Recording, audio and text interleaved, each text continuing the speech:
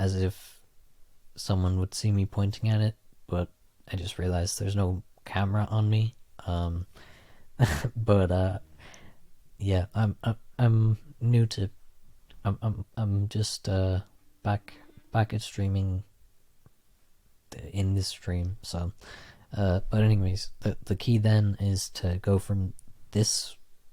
I just pointed again.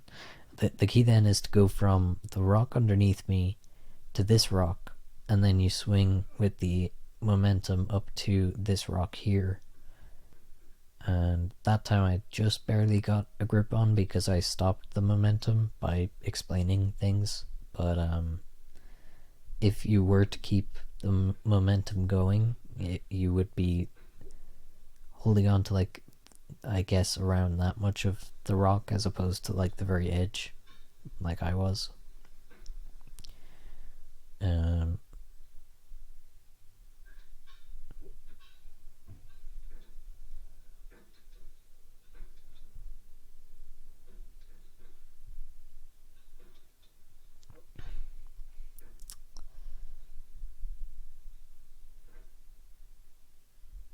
but yeah, I can't get over the fact that someone thought I was AI. That's just so funny.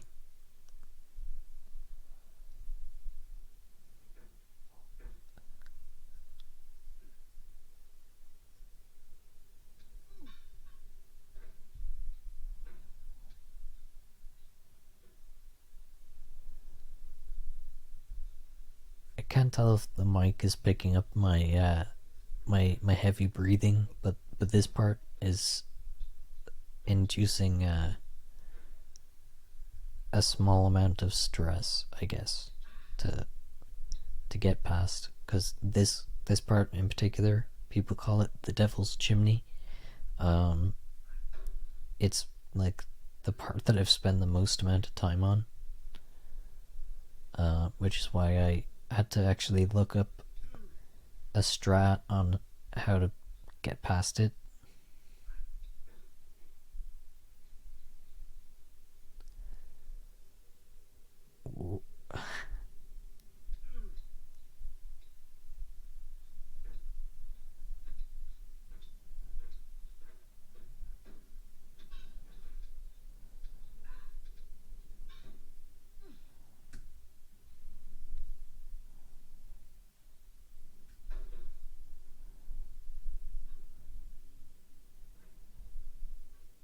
Yeah, sorry if you can hear me breathing intensely into the microphone, but hopefully that's not the case.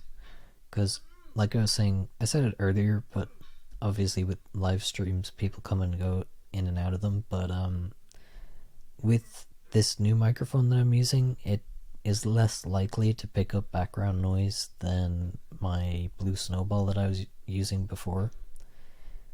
So now I'm using the SM7B, um, which definitely blocks out a lot more stuff, generally, except for your voice, of course. Well, actually, it is just a really quiet microphone, um, and so when I when I got the microphone, I didn't actually finish this thought earlier, but I ordered the SM7B and looked at like tutorials on how to get the most out of my microphone and everything, and it turned out that I didn't look into it enough because I actually had to get a mic booster to go along with the microphone because the microphone is built to be um,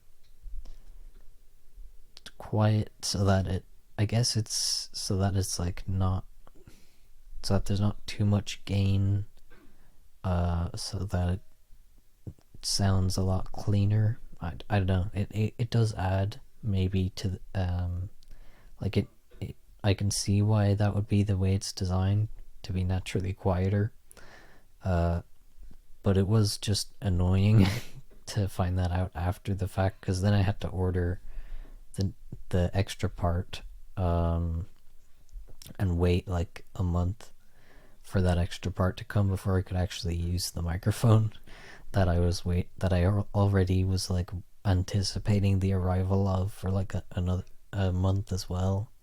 So it was like kind of like a comedy or something, the way that kind of all came together. But I would have got the Cloud Lifter mic booster, which was like, it's kind of like the standard one that everyone gets, and it's also super expensive. And by super expensive, I just mean in terms of like my own budget. Um, but it is also, for anyone, it's expensive, I feel like. Um, but I found a cheaper alternative that I feel like maybe not many people know about, or maybe people do, and it's more of a hassle to get because apparently it ends up on backlogs, order backlogs for a long time because it's very sought after, because it is cheaper to the Cloud Lifter. Um, so I thought, you know what, I'm just gonna get it and then wait for, save money and wait the longer amount of time. And that's what I did, really. It didn't end up on a backlog, but surprisingly what did was a, a cable that I ordered, which was I didn't even realize much about audio equipment, much about any of this stuff, until I got the SM7B, because again I was only using the Blue Snowball, so I never really had to think about the audio type stuff apart from like how to edit audio. Um,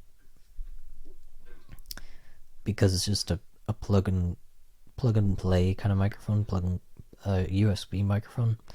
Um, Granted, I do also have the shotgun microphone that I would use for like outdoor. Hopefully, we'll get to use for outdoor filmmaking in the future. That would be kind of like your boom mic kind of a thing. And I was using that for like voice acting and podcasts, but it still had, and I would have used an audio interface that I don't use now. I use a slightly better. Well, it's actually a much better one. I used to use this cheaper one than the one I'm using at the moment, but cheaper doesn't always mean worse. Like I said, I found the cheaper alternative to the Cloud Lifter, and I feel like one of the main things with the Cloud Lifter is the ability to reach the the supply and the supply and demand, but also like the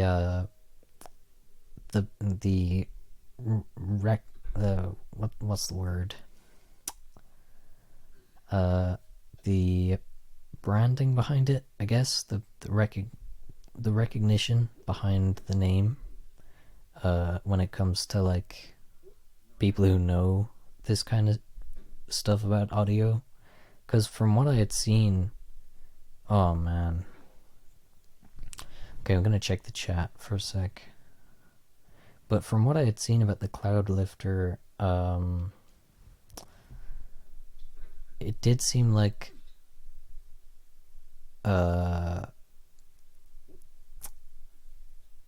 from what I had seen for recommendations for mic boosters anyway, the Cloud Booster was the only one that came up for quite a while, until I looked up like cheap mic boosters essentially, and fell down a rabbit hole then and found the one that I'm using now. But I feel like it's very hard to come by any other recommendation other than the Cloud Booster, just because it's like the one that everyone uses.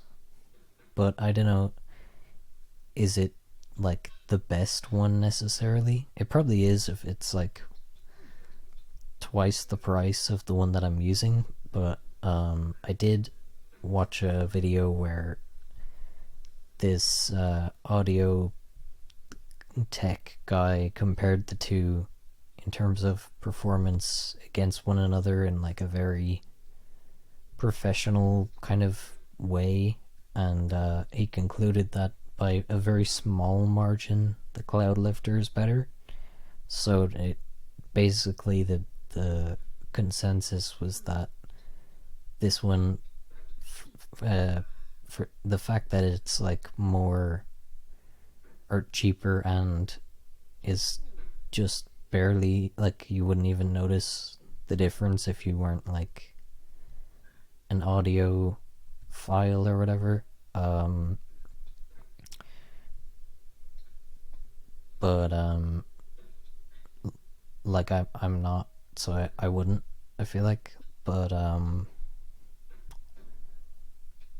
and it would even probably be hard for like the just human ear to notice the difference. Like, it had to be tested through waveforms and stuff, which is obviously how you test audio equipment, but like that would make sense. But yeah, it was an interesting video anyway.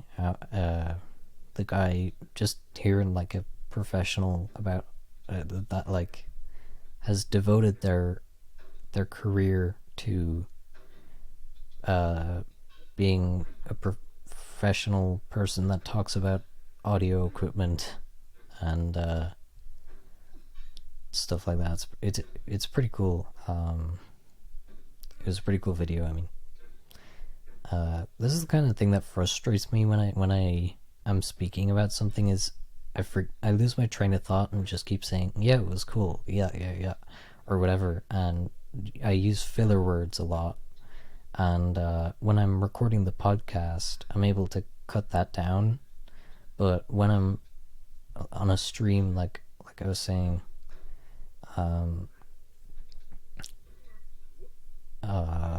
it's a lot harder to sorry, I'm just trying to focus on this, but it's a lot harder to like, you can't edit out anything really, so like, you kind of just have to train yourself to be less filler word y, if that's even a term. But oh man, oh, that's not bad. That's not, I thought I was gonna go all the way back to the start, but we were just here a second ago, so.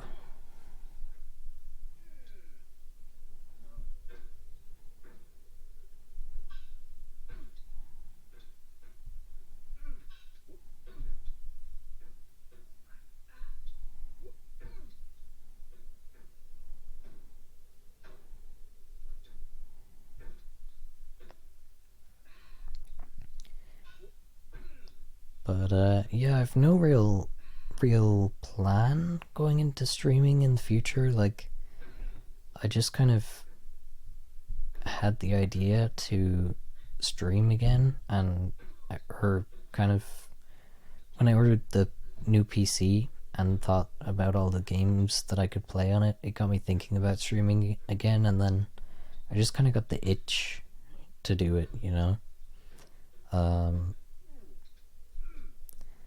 Albeit maybe an impulsive one, but at the same time it did kind of sit with me for a good few days before I decided to like look into setting up a stream and all that stuff. And I've already streamed before, so it's not like it's taking a big massive leap into the unknown. The only aspect that would be unknown about it is like how it affects my chronic health stuff, but I've done that with other stuff before, and I feel like that's a very vague way of putting things, or it's that's not the best way to justify it, but Um, I've done it with other things before that are like taxing, or would be for me, and or I would think that they'd be way more taxing than they actually were, I guess, and then turns out they're fine, or that I'm fine afterwards. So I feel like I'm getting to the point where I have more and more energy to be able to do things, and this may be one of them, just not on a regular basis, maybe, because one, I feel like I can't rely on my body well enough to regularly put out any form of content, and two, it would also take its mental toll eventually on my enjoyment of it if I was to set myself a goal of streaming like every day or every other day or every week. Like, even if I knew like it was once a month or something, it would still be like eventually something that I would dread as opposed to enjoy, because I'd kind of be forcing myself to do it as opposed to doing it out of what the reason I'm doing it now, which is like just for fun, for funsies. Oh, I just said funsies. That's gross.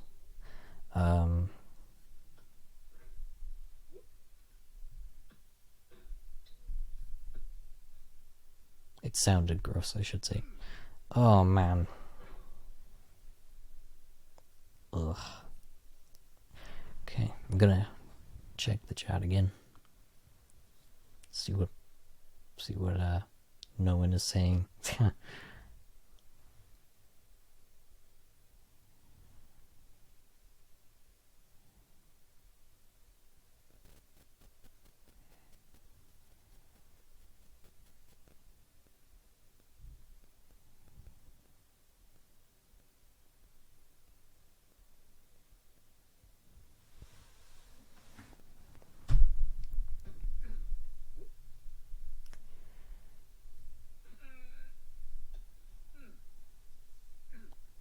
But to be honest, thinking about the AI thing again, I'm honestly like, it just popped back into my head when I looked at the chat. But I'm honestly kind of flattered that someone would think I sound like that AI voice guy. You know, the one AI voice that is everywhere now, where it's just this guy in a deep voice and he talks like this in a somewhat human-like way, but it's still kind of robotic. It's that kind of voice, and I'm kind of flattered that someone would think that I sound close enough to that for my entire duration of talking, to the point where they think I'm an AI person, or an AI bot. But yeah, I'll stop bringing that up now though, because don't want to beat a dead horse.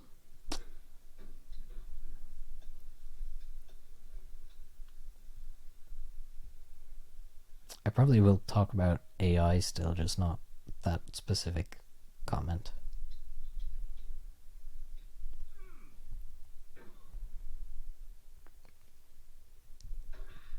Sorry for all the mouth noises, by the way, again. I keep saying again as if the people watching have already seen all of the stream, but I know that there are people coming and going, so I already did say it, but yeah, I forgot what I was going to say now. Oh yeah, about the mouth sounds. So for the mouth noises in particular, it's I can normally edit them out in after recording a podcast, much like the other stuff I was talking about, that I'm able to edit out to make myself sound less AI-like, less robot-like, generally, and I can't really do that on the spot, on the fly, on the fly. So it's like you literally can't do that live. Uh, so yeah, I have a lot of respect actually for people who are able to, one, talk non-robot like, to not talk like a robot, and two, do this for long periods of time, uh, like 11-hour streams or whatever, and to stay the same level of keeping that kind of conversation going. Like, it's probably a lot harder than it looks, or I'm sure it is, because I'm experiencing the streamer side of it now. Apart from the chat, I feel like if there was a more engaged chat, like, I know obviously that's not gonna happen right off rip or anything, but if you have a more engaged chat, it's easier to continue to talk about different things, because the chat can kind of guide you in some direction sometimes, or give you things to talk about just based off something that they bring up. Um,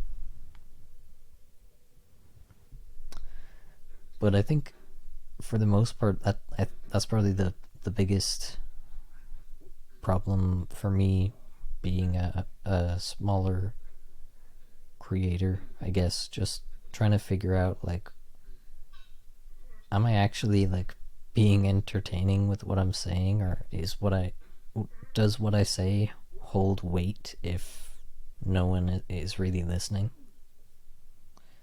Um, and that's, I guess, pretty dark, maybe, but like, it's got to me a good few times with the podcast in particular. I talk about something that I feel like is really an important thing that should be talked about, or whatever, like maybe a detail about brick filming that is underappreciated, and then the podcast itself becomes maybe not necessarily underappreciated, but just doesn't get as many views as I would have hoped. So maybe, yeah, underappreciated a little bit in my eyes sometimes. But eventually it just kind of got to the point where I was thinking, like, maybe a lot of what I say just doesn't really hold any weight, and it's just kind of arbitrary, like, yapping. But there's nothing wrong with that either. Like, I feel like, the reason so many people are starting podcasts now, it's like the era of podcasts, or podcasting, or has been for a while, but like recently there's just been a huge boom in people starting podcasts. And I feel like it's just there's nothing wrong with just hearing a person yap for a while, unless they're talking about something harmful or bigoted. But apart from that, I feel like it's kind of nice, like, being the listener, and also sometimes the recorder too. I feel like it's gratifying when your words can actually reach people.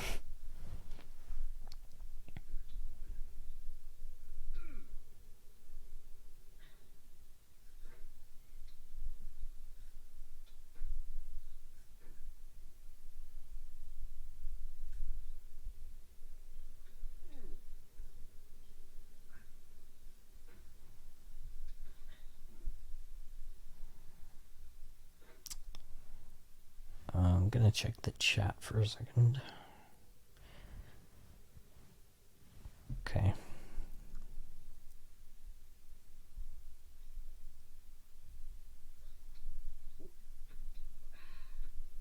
Uh-oh. Uh-oh. Whew.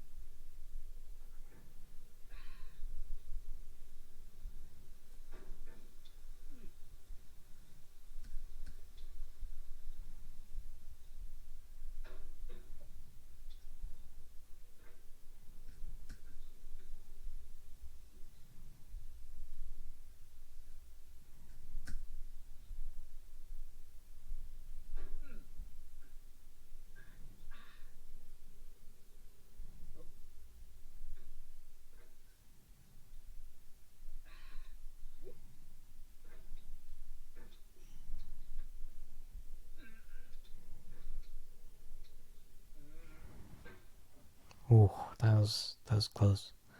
I got a bit just kind of zoned in and focused there for because I feel like I always start sentences off by saying I feel like. I don't know if that's gonna be like an annoying thing to pick up on going forward, or if it's something that people already know, but or can tell from. Oh my gosh. Oh man. Ooh, that was a good save right there. I just barely saved that. That was crazy. Oh man.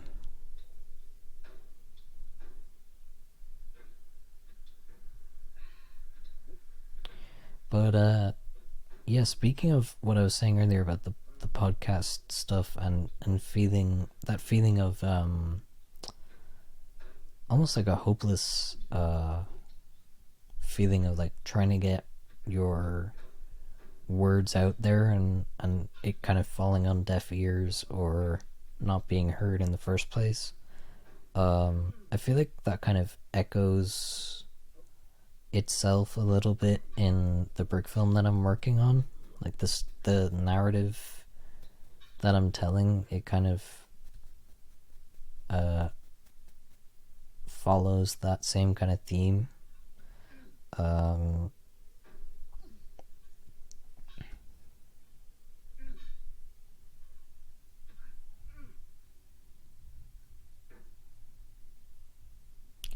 oh, come on. I was about to say, haven't been here in a while. Or it's been a while since I've been up this high or whatever, but I just thought I felt all the way back down. Oh man, that was close. Two close calls, very close together. That's a little bit too close together. So that's 3 times that things have been too close. Or come too close, I guess.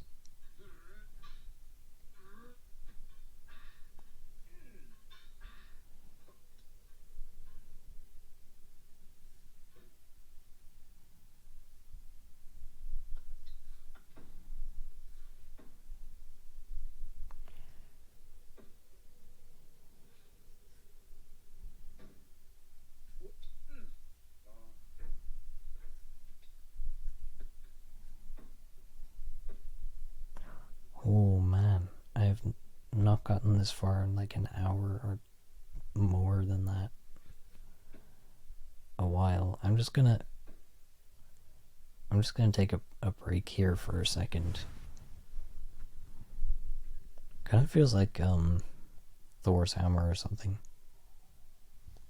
Oh, I should not wiggle it around. I will definitely fall.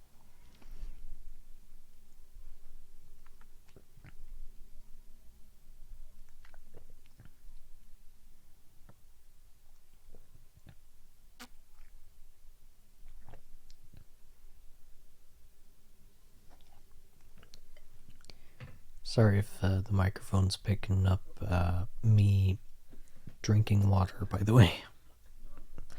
Oh, come on, man. I've been trying to get past this boxes part for ages. Ages, man.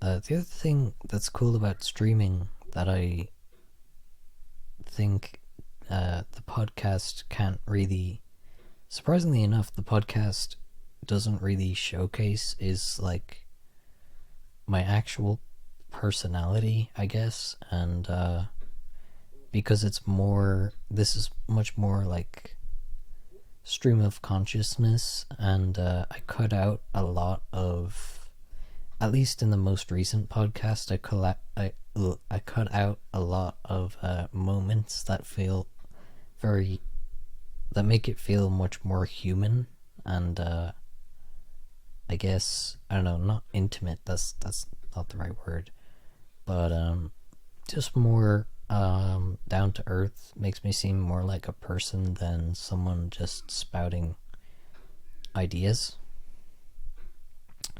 Um, and not religious or political ideas, just thoughts about brick filming and whatnot. Um, yeah, I realized when I said ideas that could be misinterpreted.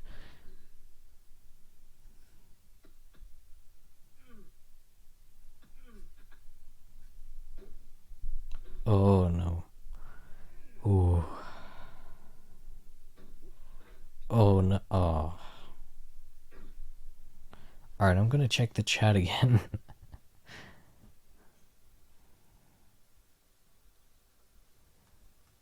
I probably shouldn't say that every time because then it just kind of looks kind of sad if I like don't respond to anybody because there's no one in the chat. But you know, that's kind of the fun thing about streaming with like barely any viewers, or little to no viewers, I guess, is just that you can. There's less of a worry that people are kind of hanging on every word that you say. And I guess it's kind of contradicting what I was saying um, before about wanting to be heard. You know, it's like you want to be heard, but at the same time, you don't want to be pressed all the time for your opinion on everything. Because I feel like that's kind of what the natural course of things is. Once you give your 2 cents on one topic, people feel like you have to do that for everything if you have a large platform, and or any platform for that matter. And I feel like that's just such a weird way of thinking, because like I wouldn't have really thought about it much before. Like I would have thought, oh yeah, if you have the audience, you know, you should talk about big issues in the world. Like why don't more celebrities and stuff do that? But realistically, they don't half the time know what they're talking about. So it would be very easy for them to say the wrong thing or spread, you know, misinformation, or you know, just post something that might be in bad taste or something. Um, Even if that's not their intention. So yeah, I feel like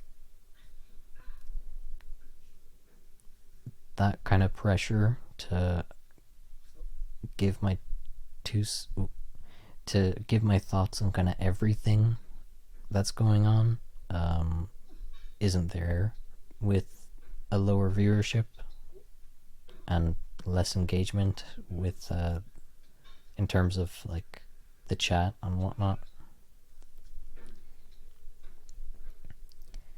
And just being a smaller creator in general, and also making Lego videos, I feel like people aren't expecting me to, rightfully so, people wouldn't you know, expect me to then give my opinion on some political situation or something. I don't know, I feel like I'm digging myself a hole here a little bit by even mentioning this. But anyways, I really like this part. It's fun to just kind of swing and like chill out because you know that you're not gonna fall.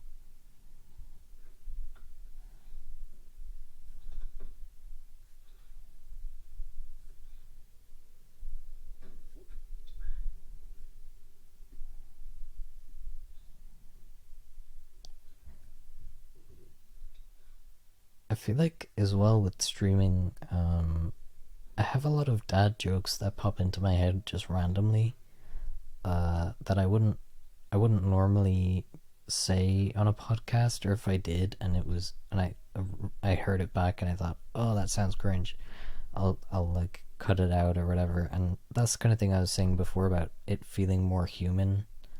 Like it it'll probably feel less human and more matter of fact than like in a more intimate kind of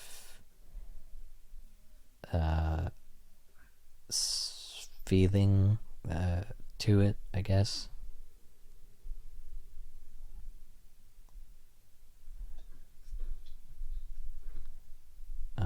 So I feel like when I just like make jokes or whatever on stream, it's a lot less pressure than, or I put it's kind of good because I will then not really put pressure on myself afterwards or feel bad about it afterwards as much, because there's nothing I can really do about it if it's live and I just said it already. So if that makes any sense at all, I don't know. Ooh.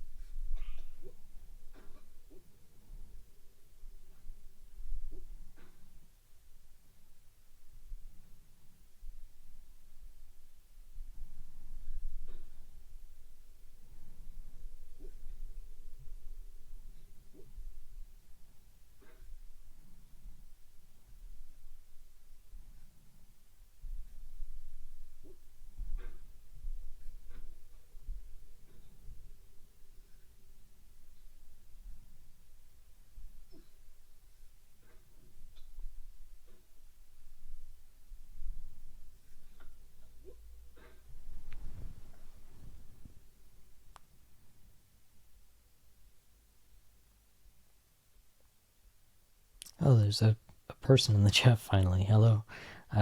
Sorry to put pressure on you by saying that. Anyways, whoa, Lego pngtuber. Yeah, I'm really happy that I thought to do this.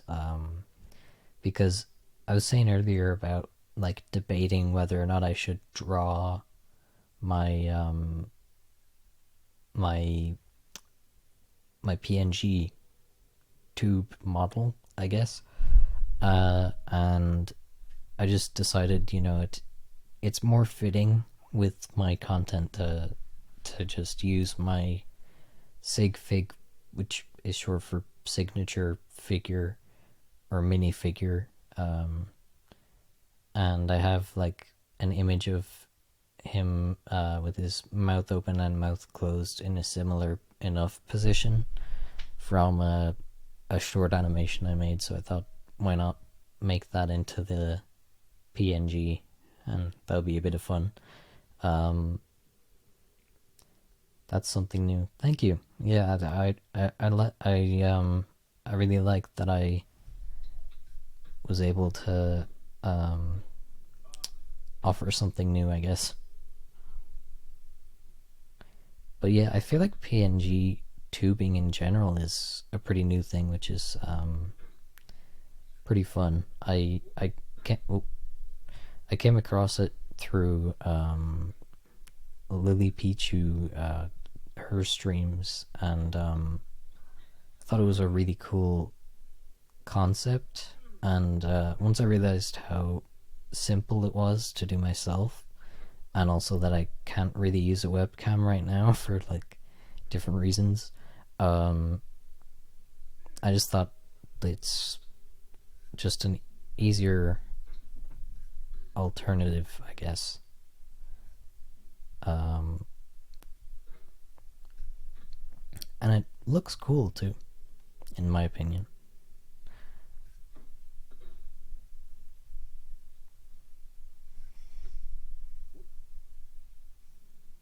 Also, sorry if I wasn't super quick to respond to the chat. I was kind of in the zone for a bit there with the game.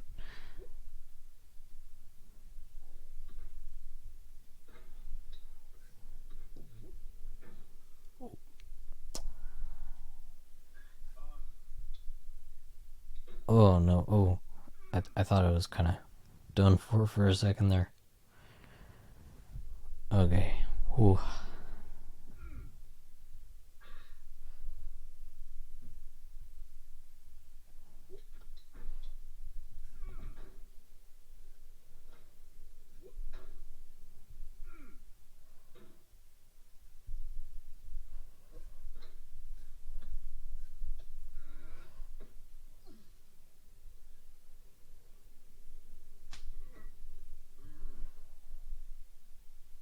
Normally I mess up on that bit on the slide. Like I've gotten as far as the boxes, uh, but I do normally like not really take. Ooh, almost messed up again on the slide. That would have been pretty funny. Um, as I'm saying, normally I mess up on the slide and then just immediately fall. Um, but yeah, normally I'd mess up on that bit because I don't really take as much time as I should with it. Um, just trying to really be careful with how I position myself here.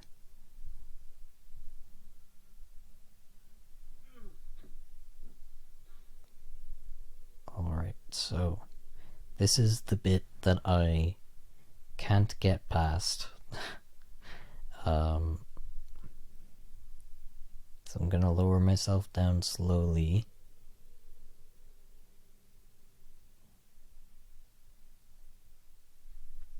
And then just. Oh man.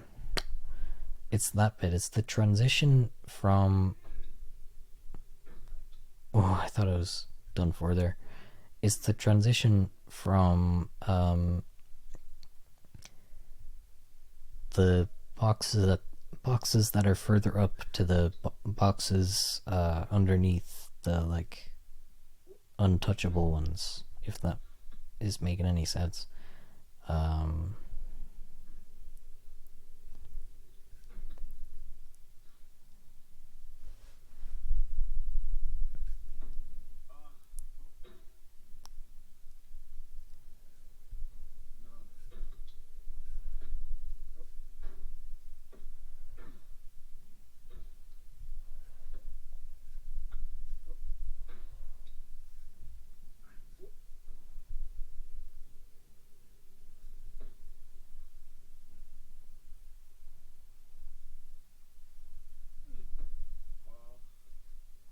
all right, didn't mess up on the slide there. That's good. Just gonna check the chat again because I forgot with all the excitement with the slide. Ooh, that. Okay. So. Whew. Oh, I was so close. I could have just like swung it further to the right, and I would have probably gotten a grip on the boxes there. But like I was saying, it's not a total waste of time to keep falling and go back and do it again, which might be copium, but at the same time, you get better muscle memory and stuff, and then that when that kicks in, you just progress faster throughout the game. I think. Anyway, that seems to be what has happened so far. And this is about as far as I've gotten before. Ooh, that could have been bad.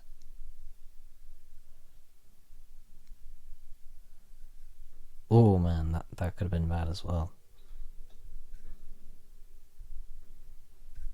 I feel like I have these moments where I just lose precision, and then I'm just like jumping all over the place like this, and then I'm just kind of waiting for it to come back, like the yips or whatever it's called in sports.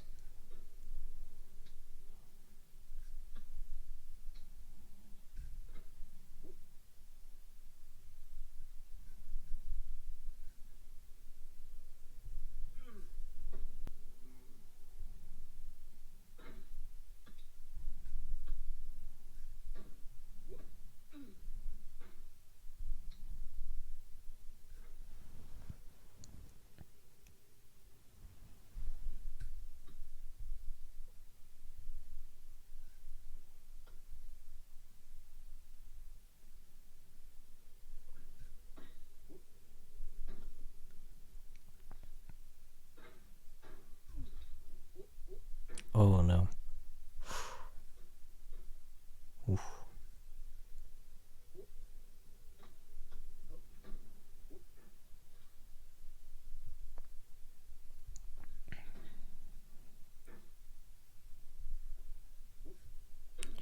Oh, I thought I was just throwing myself off the edge there.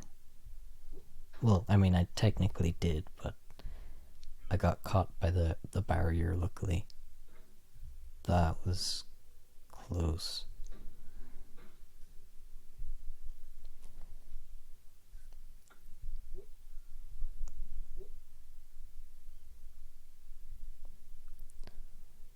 Alright, my strat for this is to just, when I get onto the orange wall that's kind of slippery, I get right next to the umbrella and then get grab onto this small little pivot here, or I guess this little like thing sticking out.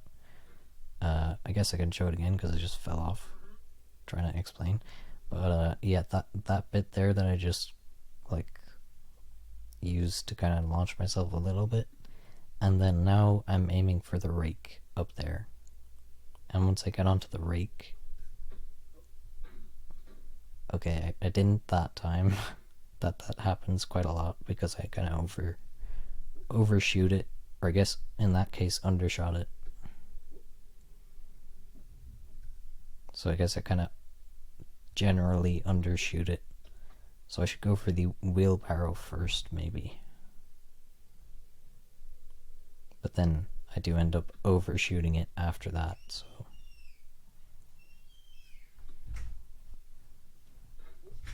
Alright, 1 second.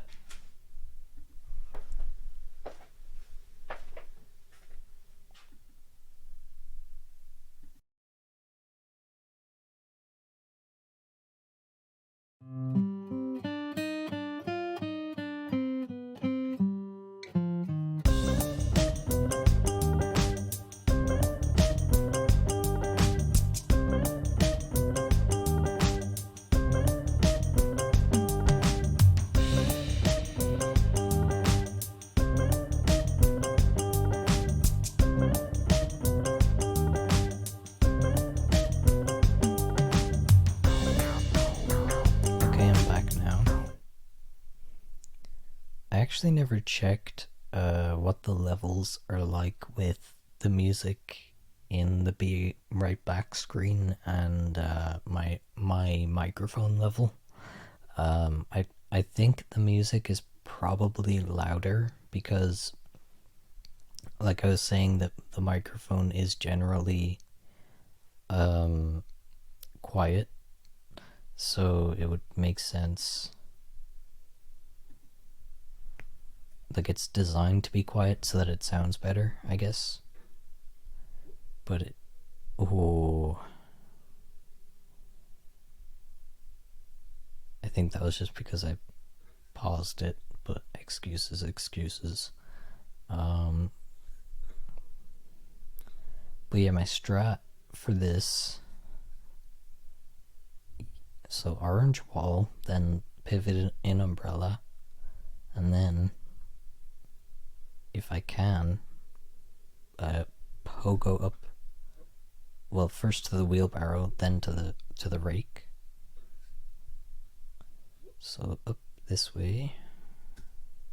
Well, obviously this is kind of the only way you can go. But then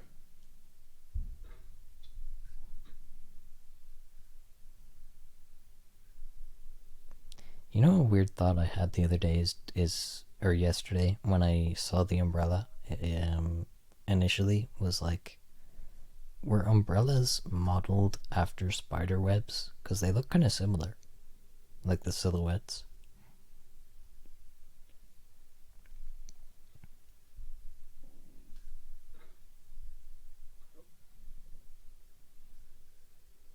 But anyways, that was just a dumb thought that I had. But yeah, the strat. So oh man, the rake blocked me from grabbing the wheelbarrow. the wheelbarrow. Okay. I'm thinking if I can. Oh, that was a bad idea. I was gonna try and launch from the umbrella to the wheelbarrow, but that just didn't work. I'm gonna stick with my usual strat on this one, which rarely works itself, but you know, what can you do?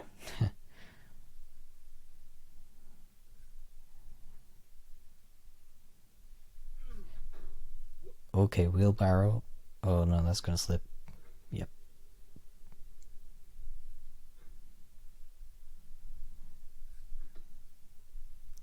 I feel like I have delayed reactions to things. Like, if I do feel like the gameplay and my audio are pretty well synced, but my reactions are just delayed uh, in general. So it might just seem like it's maybe out of sync. Um, okay, oh man, I almost got the rake that time. I was like right all the way on the rake, and then it overshot. Okay. It's good to take mental notes though of like, okay, I'm overshooting this time, undershooting. It's kind of like getting the feel for like how far to throw a basketball, you know? Scoping it out. Oh no. I thought that was back to the start for me.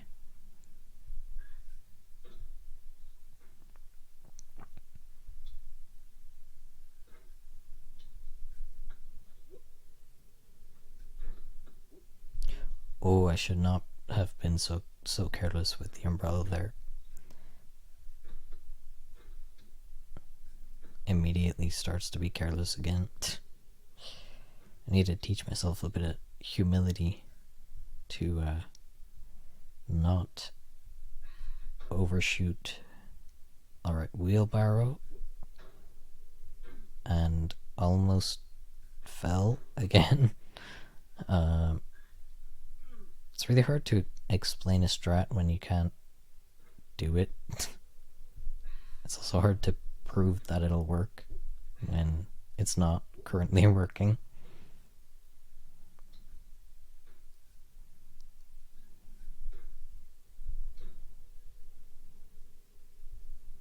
Alright, winding up some momentum. There we go.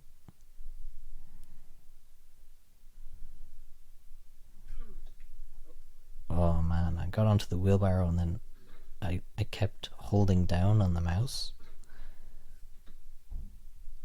Or I guess trackpad, so it meant that I lost that grip that I had on it.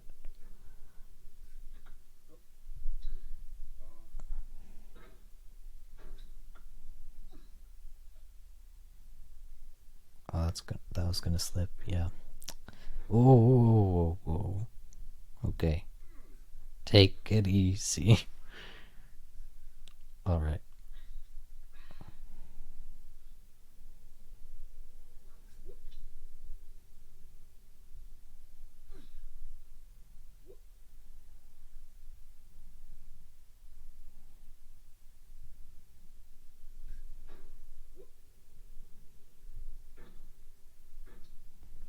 I wonder what I could have done to prove to that person that I wasn't an AI. Sorry, I know I said I wouldn't mention it again, but it just popped into my head. Like, what could I have possibly have done to prove like I'm not a robot? You know, like that scene in or that bit in Detroit Become Human at the end. I don't want to spoil it actually.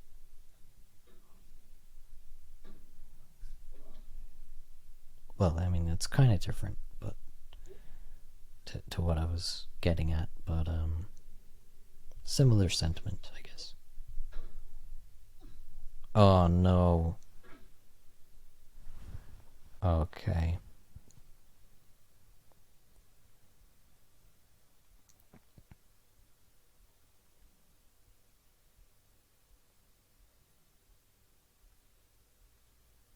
How have I been streaming for 3.5 hours now? Wow. Wow. Okay. I'm debating whether or not this VOD is usable, like whether or not I should leave it on my Twitch, because I know that I probably won't be able to stream again until I get my new PC, which will be in maybe the 8th of January. And I also have, I don't know if I'm allowed to talk about it actually, but I have something up and coming on the 8th of January that I will be busy doing. So I guess the 9th, or maybe if I'm recovering from the 8th, I guess maybe the 10th at the earliest will be my next stream. I don't know, unless I'm working on something else, because I did also start participating in. I did start. I just agreed today to start participating in another animation collab, and I think this one's gonna be a lot more work than the last two. So I'm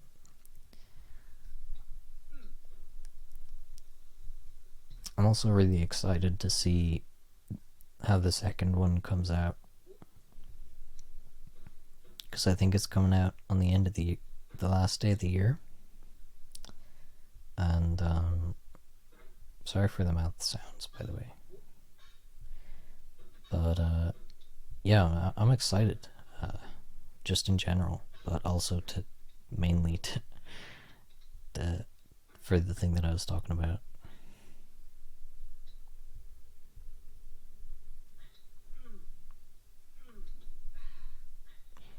I just realized that, yeah, I keep forgetting that the gameplay can't be heard, or the game can't be heard by the stream.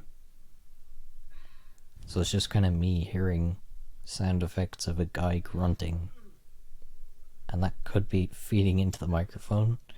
But at the same time, I guess that would also mean that like it would make sense visually, because it would make sense because visually this is what you would see. Oh, I got a notification, sorry. Oh, just Duolingo. I don't know why Duolingo feels the need to send so many notifications every day. Like, maybe just one a day would be enough to keep people keeping their streak. Because for me, I don't know if it's like a stress thing, but I just can't leave an app with like the little red one icon next to it of like a notification. I just have to open it if there's a notification. Which is also, I think, it's a good thing and a bad thing, because it means that I'm kind of efficient in responding to messages, but it's a bad thing in the sense that for some instances I can respond to messages too fast, and some people don't like that when you're too quick to respond to a message. It seems like you're desperate or something. I don't know, but I'm actually just stressed out about the notification in the first place, that I'm trying to like get it out of my head as soon as possible.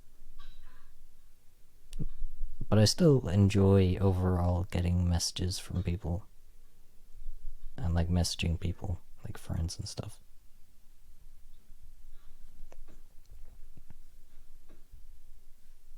And just generally, I guess. Okay, I just realized I still haven't been able to show my strat here.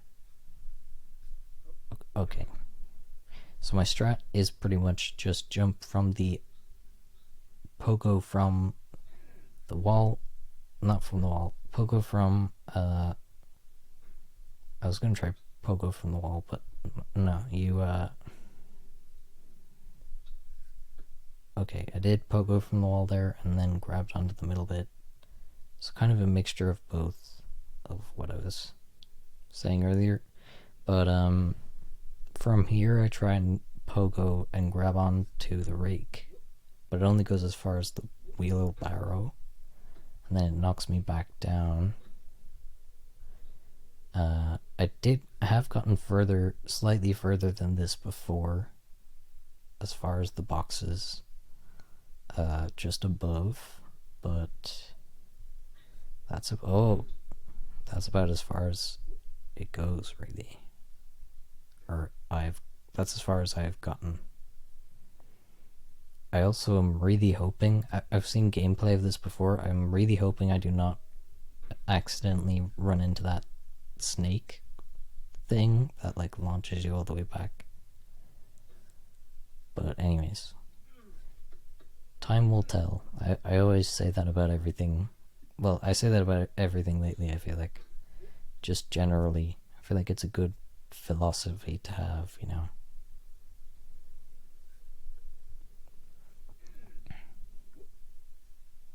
Instead of worrying about stuff, just time will tell. See, that time I was able to launch myself from the umbrella right onto the rake. But it was just at the tip of the rake, which is all that I really need. But it's still... Anyways. Ooh. Ooh. That could have been bad. I almost ricocheted off the wall past the barrier down back to the start. Ooh.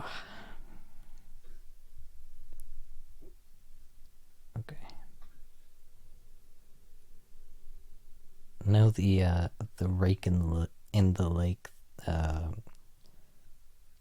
video that Video Game Donkey made on Untitled Goose Game, where he's like rake in the lake.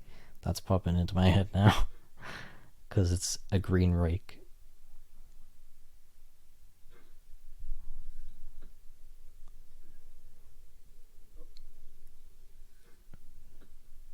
Speaking of Video Game Donkey, I'm surprised he doesn't do many dunk views anymore.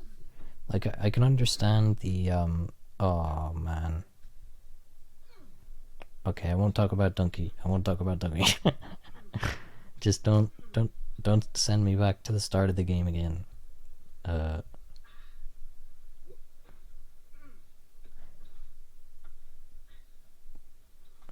And no, I'm just kidding. I feel like Donkey, it's understandable that he wouldn't want to keep, you know, concerning himself with like putting himself under the eyes of gamers and gamer culture in terms of his opinions on games, because there can be some pretty vicious people in that community, because it's such a broad scope of a community that there are some people with some crazy like opinions and hate campaigns and all sorts of crazy stuff goes on within the gaming space, that I feel like it makes sense at this point in time for Donkey to make the parody videos of like kind of critiquing exactly what I'm talking about, where he lets gamers review the games themselves. They're also pretty funny, but it's kind of upsetting that like you don't really get to hear his take.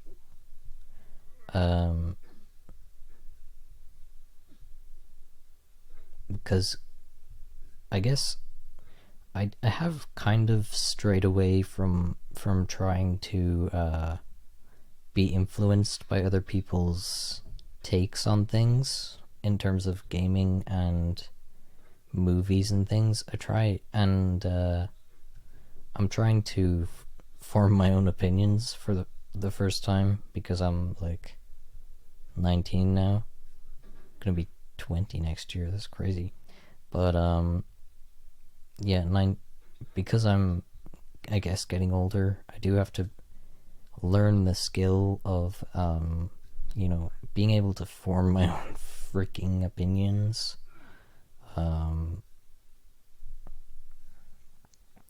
so I've been trying to stray away from like reviews of things and stuff, especially Spider-Man PS5, Spider-Man 2, because it's a very near and dear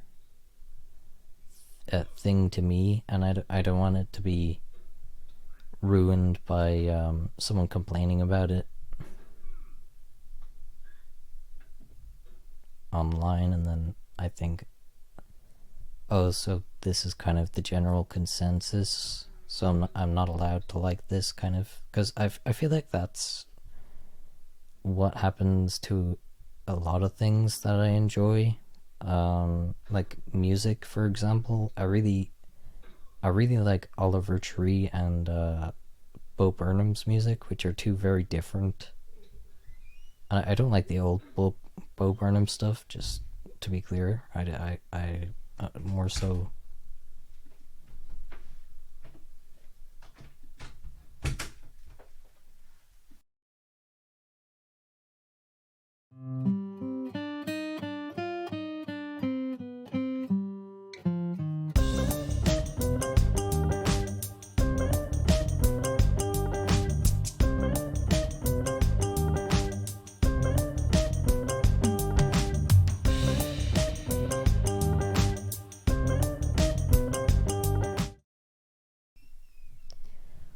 More so, sorry about that, but more so, uh,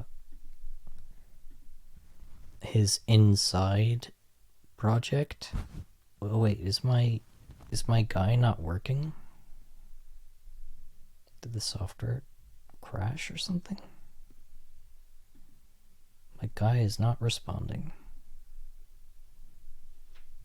Did my microphone stop working? Okay, I don't know what's happening there. I'm gonna restart the software.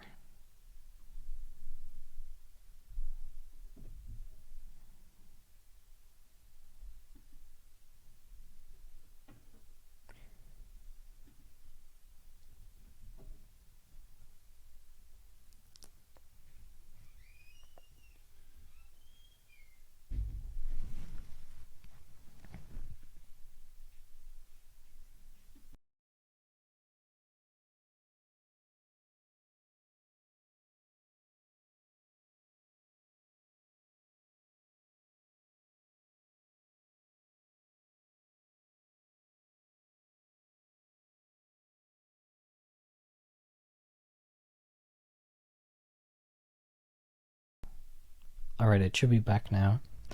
Um, but yeah, the Bo Burnham Inside stuff I thought was really great.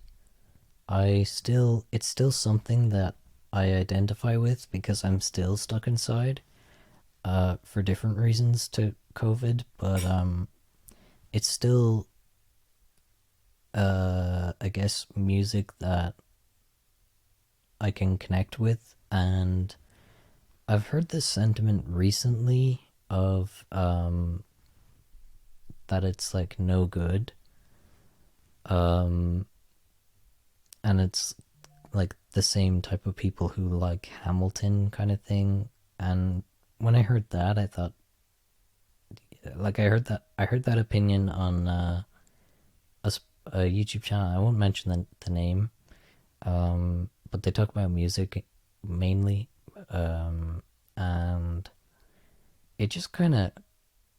They also had like a bit of a sour taste towards Oliver Tree's music, which is kind of,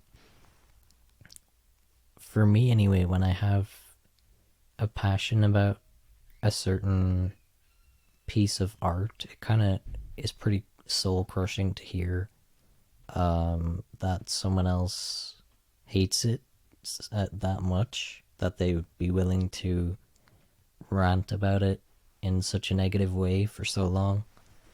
And yeah, it just kind of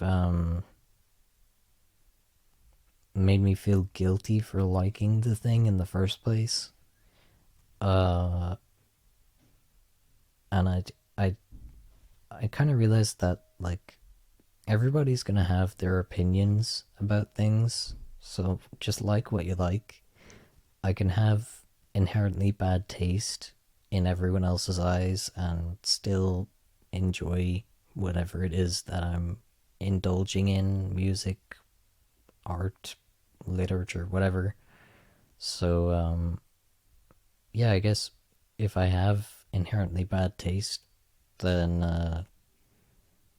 let let let that be the case. As uh, I if that's what it takes to enjoy art, then I'm fine with it at this point, and I don't really like seeing general sentiments of hate towards things that I like, I guess, and that could be anyone. Um, and I guess I just have to learn to take it on the chin more. But I feel like uh, I should also stop watching things that are so negative towards things that I enjoy. But also, it's kind of hard to avoid um, people who hate on Oliver Tree's music, um, just because of I think the Life Goes On song. I think that's the main reason people don't like his music. They kind of write it off after hearing that song because that's like his biggest song, and it's also his worst song. But he has so many good songs, and it's just so frustrating that people just kind of dogpiled on this one artist and wrote him off as like mid or terrible or whatever just because of this one song that blew up on TikTok. I feel like that's kind of dumb. Um, like Invisible Man from his new album. Um, there was another one, but I just forgot the name of it. The Villain from Cowboy Tears. There's Doormat from Cowboy Tears. Those are all like top tier for me in terms of Oliver Tree's songs. Any song from Ugly is Beautiful that isn't Life Goes On is great. Um, and then Cowboy Tears, the song itself is great. Like there's so many good Oliver Tree songs. I feel like he just gets a bad rep, I should say, not bad rap. He gets a bad rep for having one hit song that sucked. Um, but at first, I didn't hate it. I'll be honest. I only started to dislike it once it became very overplayed and oversaturated in my feed. Um, but if that wasn't the case, I feel like I still would be listening to it semi regularly, or whenever I listen to Oliver Tree, uh, which hasn't been as much lately because it does kind of get to me when people say that kind of stuff about different artists and art that I enjoy and music that I enjoy. But I also just kind of have been discovering new artists that I've never really would have discovered otherwise. Um, like I've gotten really into Tyler the Creator's music recently. J. Cole and Grant Perez, which is very Perez. I'm not sure how to pronounce his last name, but very different to J. Cole and Tyler the Creator. But yeah, I'm still like finding my taste in things, I feel like. Uh oh, I hit the chat. What the heck? Must have done that by accident. Um but yeah, I'll be right back in like like um I'll be right back. I mean, I will be back at some stage within the next 20 minutes.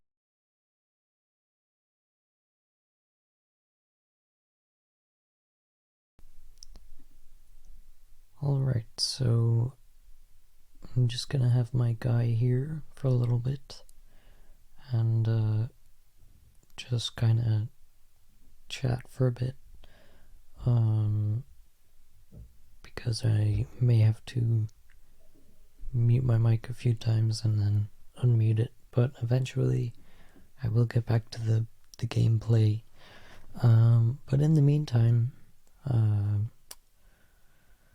yeah, I was talking about how I've kind of distanced or tried to distance myself from reviews and things like that uh, lately, or I guess more so just the more so trying to form my own opinion around things first, because and also not letting the reviews kind of influence my joy of a piece of media or art, unless it's like extremely valid criticism that I hadn't otherwise seen. I feel like uh, someone being generally hateful towards something that I enjoy can just kind of ruin it for me sometimes. And then it can also make me form the opinion that it sucks because this person doesn't like it, so it must suck. But that's not really the case. It's just that different people have different opinions.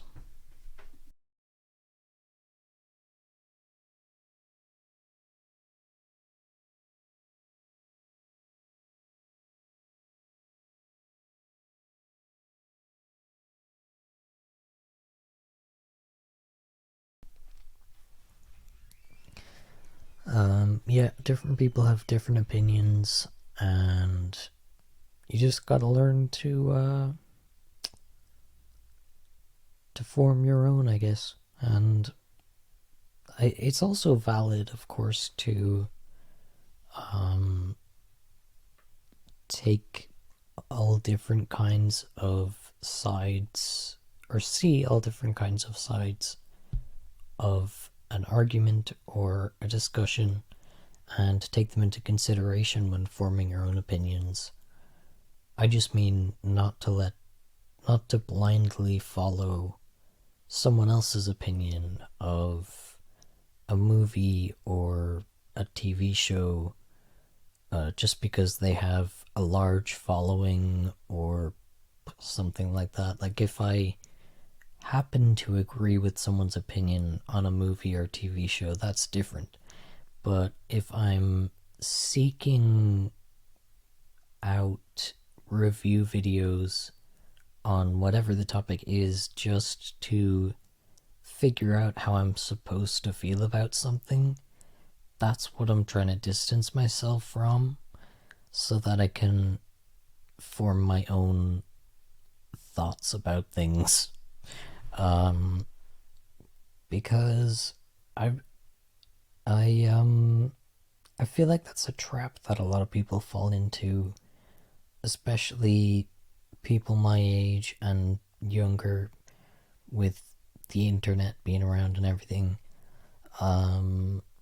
And movie reviews and video essays and everything being so prevalent now. Um, so it's definitely easy to just kind of go with what everyone else is saying, but not really go with what you're feeling.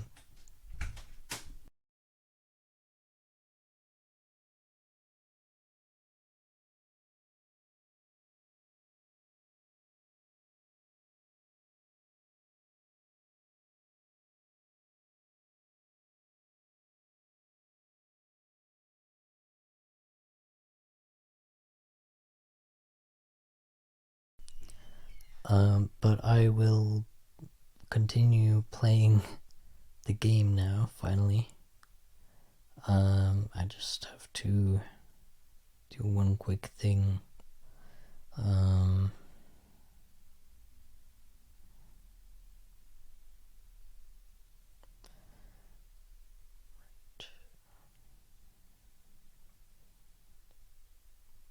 oh no, I just. Okay. So hopefully for the next stream, I'll have figured out how to set up a. Sorry for clicking my phone buttons so loudly into the microphone. But hopefully for next stream, I'll have figured out how to have the live chat on the screen while playing games, so that I don't have to have, because I don't have two monitors, so it's kind of hard to read the chat and play whatever I'm playing at the same time. But anyways, little guy's gonna go back into his corner, and I'm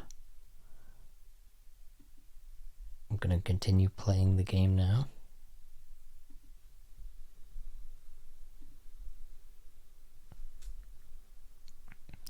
By the way, this setting here, I was confused. I mean, it says quality, but I at one point was really tired and was confused what this meant. Like, I thought, is this quality or is this difficulty? Like, what does it mean by quality? Quality. Like, I know it means graphics and everything, but at one point I was like, so does this mean you can change the difficulty? But anyways, I just thought that was kind of funny. Yeah.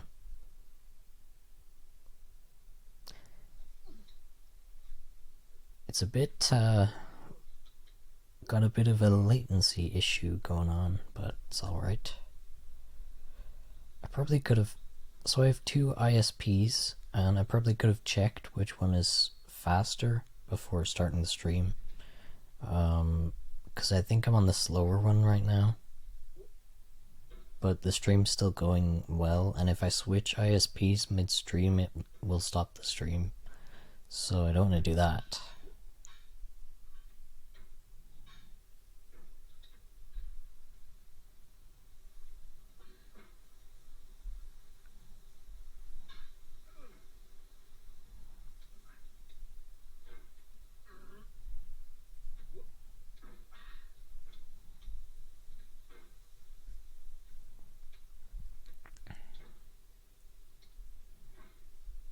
But a cool thing that happened the other day, on my alt account on Instagram, I just casually kind of posted that, I don't know why this is so loud.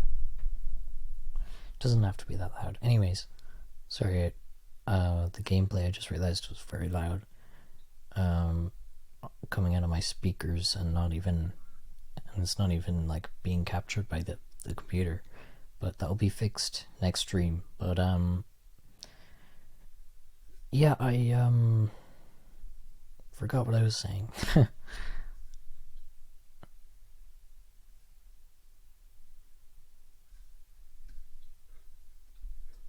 I'll probably remember in a second, but if I don't, apologies.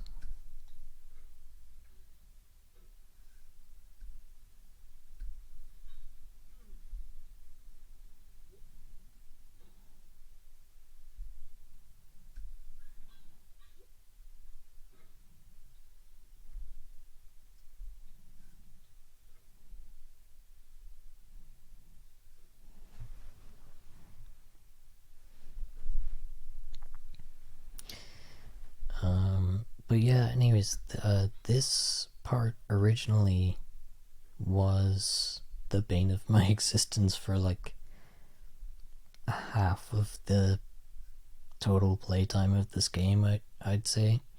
The only reason I felt genuine frustration when being pushed back to the start of the game before was because I knew I had to do this part again. But I figured out, well, I say I figured out, I kind of adopted partially someone else's strat that they put on YouTube as like a tutorial, but also my own strat for this. So basically you find this lip in the wall, that was the other person's strat, then you drag yourself up, this is still the other person's strat of course, and then you flick over the thing to hook onto this light, which is still the other person's strat, and then my strat comes in here, where you just kind of, okay, it didn't work there because I was kind of slipping from the light. You could probably could have seen it there, but from the light post. But my strat is basically just to flick myself up to the next light and then hook onto it. But I'll show you what the other one is. So yeah, you do this bit first, and I feel like the other strat is harder to do, so that's why I didn't do it, and just stuck with my own one because it worked better for me. But anyways, you do this and then you kind of flick yourself around so that you're on top of that lamp, or light fixture, and then you can reach the other light fixture from being on top of the first light fixture, which is cool in theory, but it is hard to do, so I just prefer to do it like this and then launch myself up like that. But it's not really working at the moment. But it does normally work, I'd say maybe 70% of the time.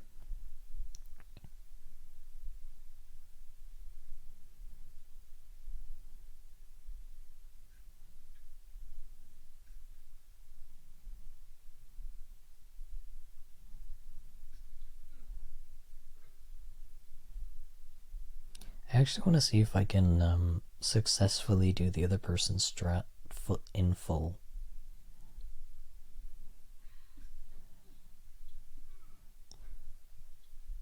Alright, that was a bit of a flop, but anyways.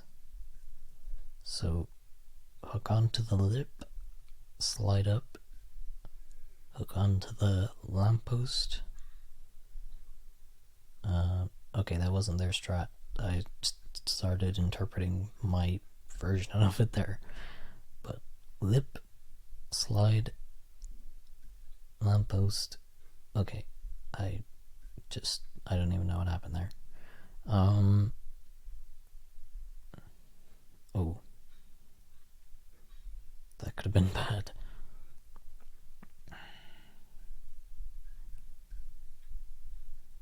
Alright, so lip, slide. I feel like that was gonna slip either way, to be honest. Didn't have quite enough of a grip there.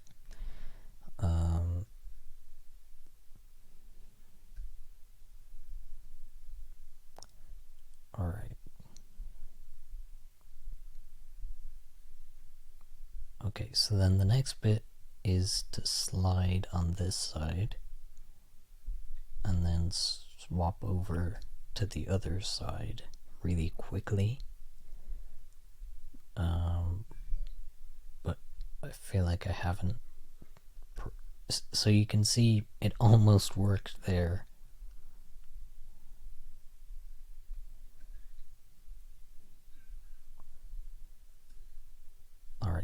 Okay. Okay. Alright, I'm get a 1 second.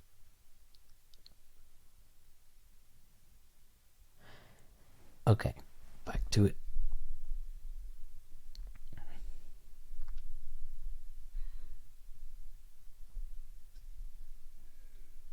Oh, I did it. Okay, nice. So then once you slide back down onto this, you latch onto this, and then you just launch yourself. And that was in the other person's strat as well. They didn't really have a solution, any other solution than just to launch yourself. Also, sorry if the game is lagging. It's got a bit of latency issues for me as well. Unless it's, I was gonna say unless it's only on my end, but I feel like if it's on my end, it's definitely showing up on stream as well.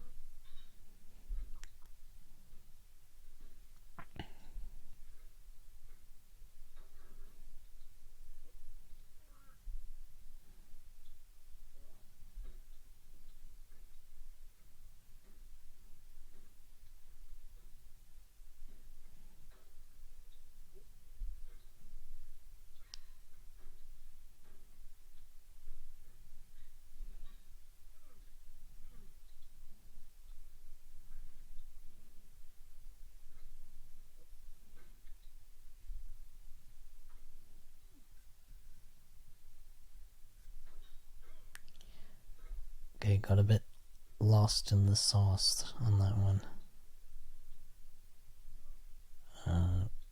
I got a bit too focused, so I forgot to say anything. But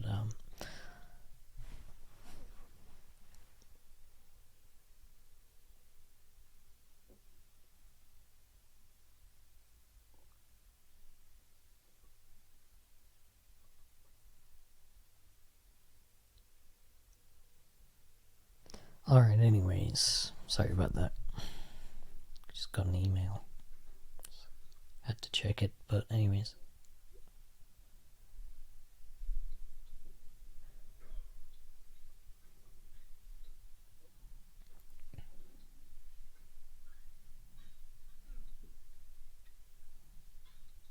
Jeepers, these latency issues are a bit annoying.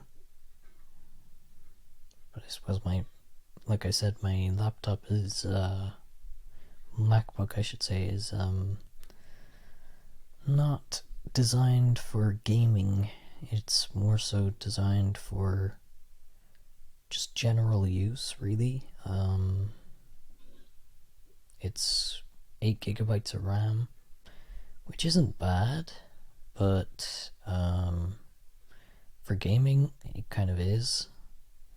But at least for this game, it's like a small enough sized game where it can like run it well enough. But my new PC that's coming, 32 gigabytes of RAM, baby.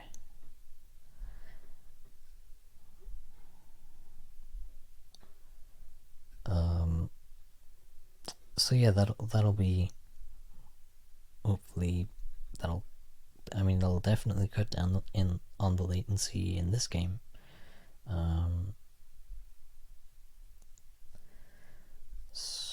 But other games, I don't know. I've heard that it doesn't, that for certain games they just don't work with PC. But I do have a lot of unplayed PS5 games and PS4 games that I have transferred over to my PS5, and also PS5 games. Like for Christmas, I got Ghost of Tsushima. I don't know if I'm pronouncing it correctly, but I'm very excited to play that. And I also have the new Lego Star Wars game that came out in, I think, 2020 or 2021. I haven't played that yet. I have Jedi Survivor, which I've already that one I'm kind of I'm not sure how far in I am, but I'm past the first two planets. Um, on I'm back at the first planet. Um, so I don't know if streaming that would be worthwhile because I didn't stream the whole thing. But the other games I would love to stream, especially Lego Star Wars, because I feel like that one I've been anticipating for such a long time, and I just wasn't able to play it for various reasons. Um, and then, and now I have, I suppose the means to do so. So I'm excited to get to do that finally.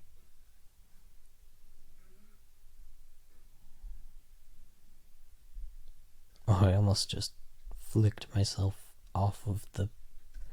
Okay.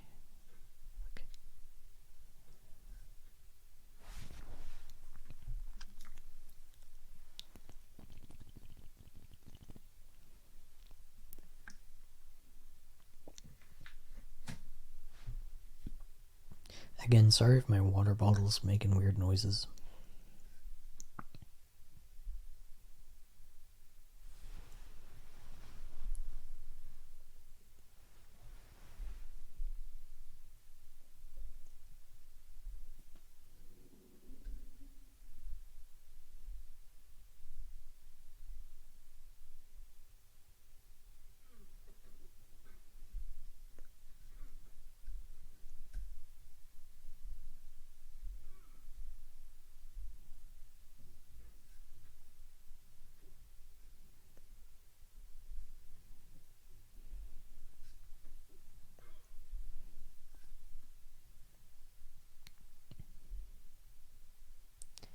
Sorry about the mouth sounds. I'm very self-conscious about those because I'm usually able to edit those out when I'm not.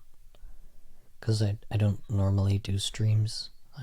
I do podcasts. So pre-recorded stuff generally means that you can edit out anything that you don't really like the sound of, or yeah, basically you can edit a whole lot to make yourself come across in a whole different way, or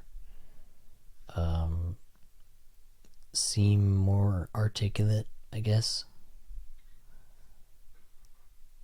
Like I use a lot of filler words, and I said this earlier, but I do use a lot of filler words, and so I cut those out of the edits for the podcast, or I have more so recently.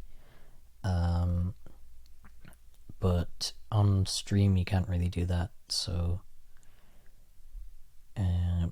it's kind of a good thing and a bad thing, I feel like, because on the one hand I don't have to worry about editing for hours on end, but and it's also like a bit of a relief to just kind of get to do that, because just kind of generally it's kind of generally accepted in live streaming that you just kind of have to, that people are just gonna talk how they're gonna talk, I guess.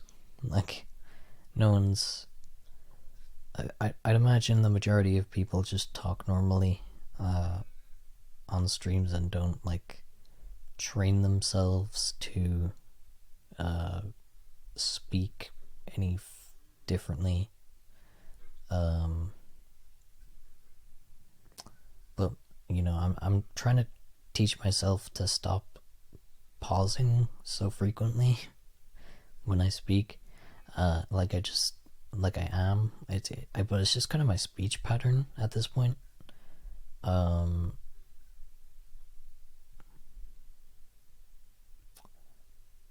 just lost my train of thought because I got kind of distracted there. this.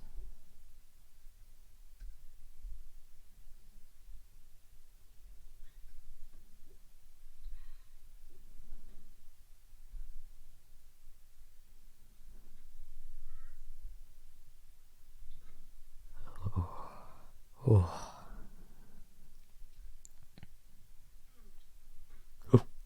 Oh my gosh.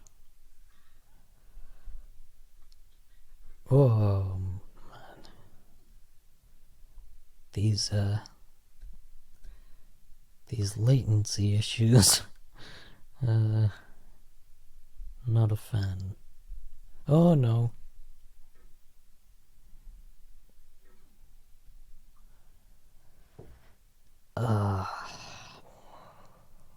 That right back to the start. Oh man.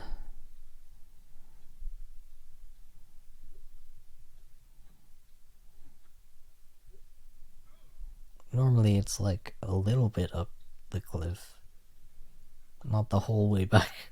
Oh, okay, anyway. Oh, the latency is still there. I don't know what. I guess lagging's a better term. It's just lagging a lot.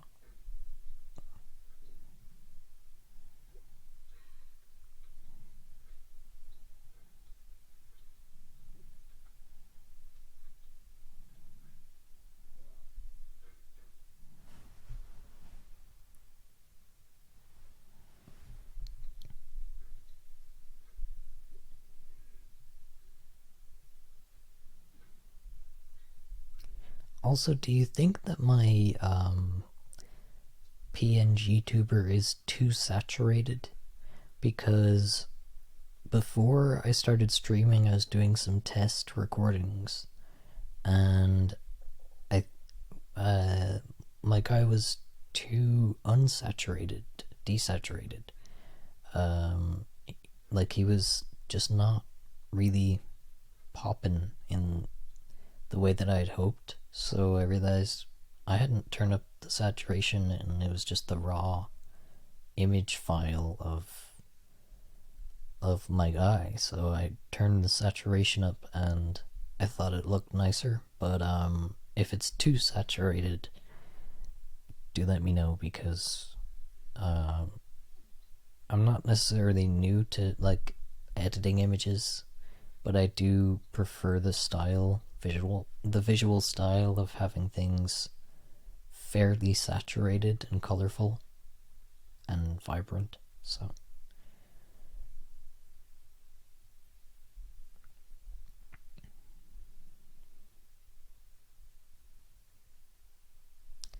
the other cool thing about the PC I'll be getting soon, I feel like me saying that is like, this stream might not be great, but the next one will be good. I promise. But I still think this stream was a success, all things considered. First stream back. Apart from that one little error where I forgot that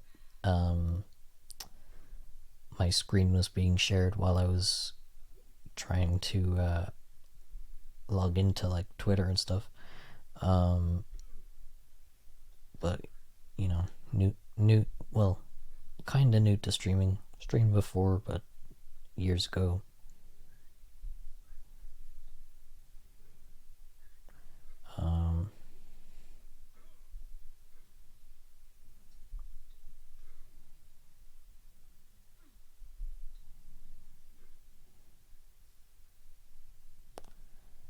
And yeah, the time when I was like I was maybe 15, 16, around that time. Well, let's see, July 2020, I was 15. So I would have, yeah, I think that was like me just getting to stream and like make videos and stuff at that point.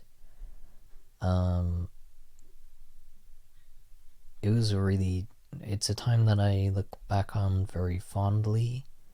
Even though I know things going on in the world at the time were pretty insane and still are pretty insane, I still feel like it was a very special period of my life.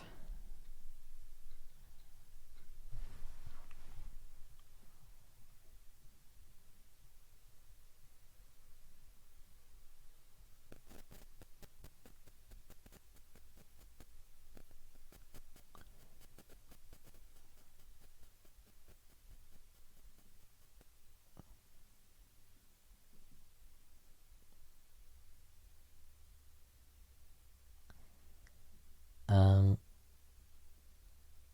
I mean, take what you can get, I guess, but I'm getting a bunch of followers on Twitter now from artists that design VTuber models and pngtuber models, which is cool. Like, maybe in the future I will commission someone, but for now I feel like I'm trying to focus on making the quality of the stream the best, as opposed to the focusing on just the PNG, because I want to give that my full attention when I can. And also, it's not going to be a forever solution, like not a permanent thing. I will have a webcam at some point, just not right now. And it's not like a confidence thing or anything, it's just like a practical thing, which is pretty annoying. But I do like the PNG tube, the PNG tuber. The idea of it is fun, and it is just fun in general.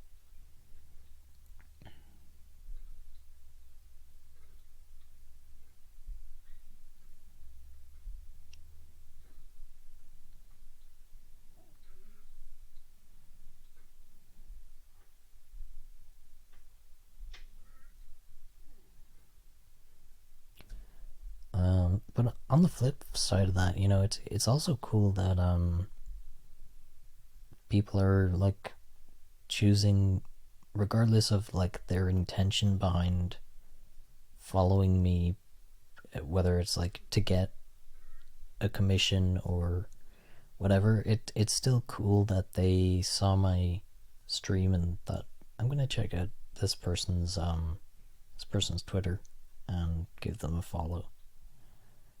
So I really appreciate that, because it's hard to gain traction these days. Well, I mean, it's not as hard as it used to be, but it's still much like this red metal thing. It's hard to gain traction.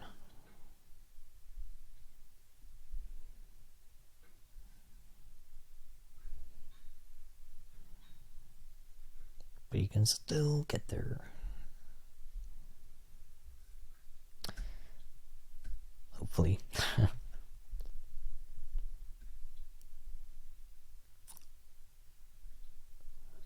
I'm debating whether I should try my strat or the other strat that I talked about for this bit. Because my strat is kind of half the other strat, half my strat, so it's only kind of half my own, but it's more effective, I feel like. Whereas the other one, it's I guess it could be just as effective. I just haven't tried it as much. Okay, I guess never mind. I just undid the whole thing. But I was gonna say, I guess I'm going with the other strat. Um,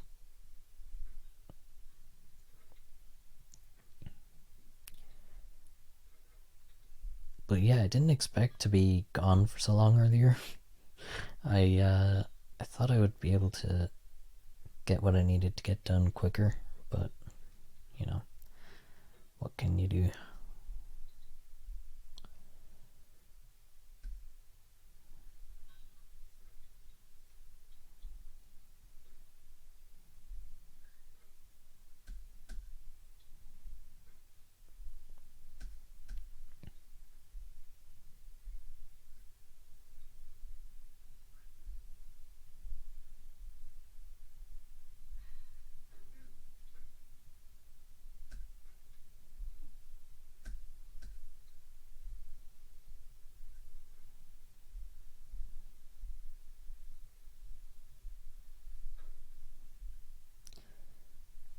I'm using my strat. Okay, that did not work. I was gonna say I'm using my strat, but that did not work. I got humbled very, very quickly.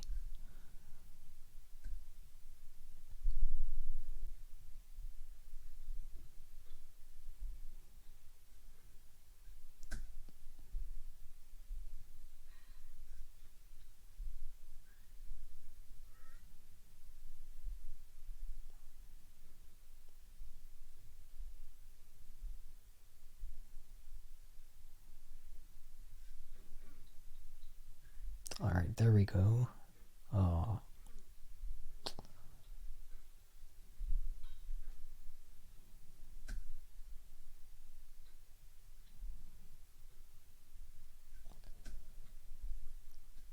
But yeah, to be honest, it's kind of a disappointing thing for me that I can't be using a webcam, and that's not to be vain or anything. I feel like it's just more, you can connect more with the person when you can see their face and their genuine reactions to things visually. And that's not to say that I'm a very emotive or expressive person in general. Like, I do feel like I have maybe robotic reactions to things most of the time. But generally, I think it's just easier to connect with someone when you can see even just what they look like.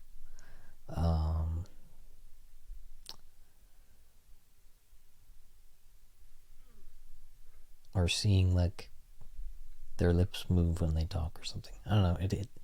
It just feels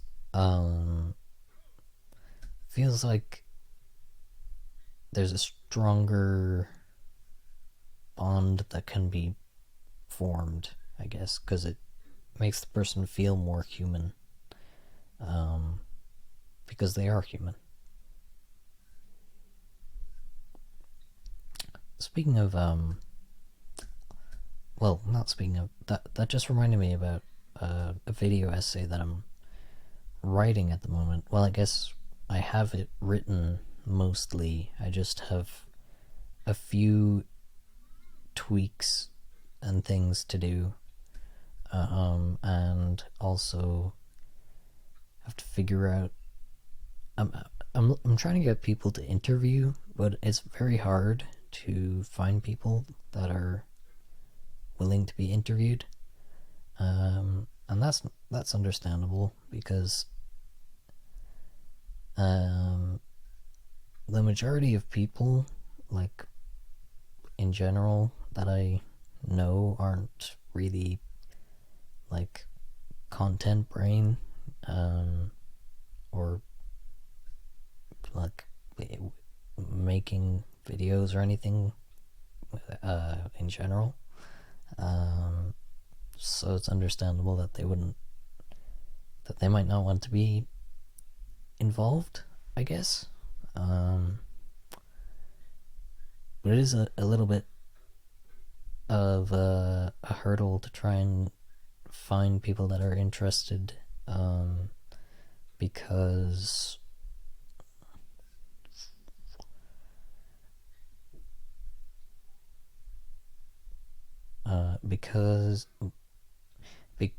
I just got distracted there by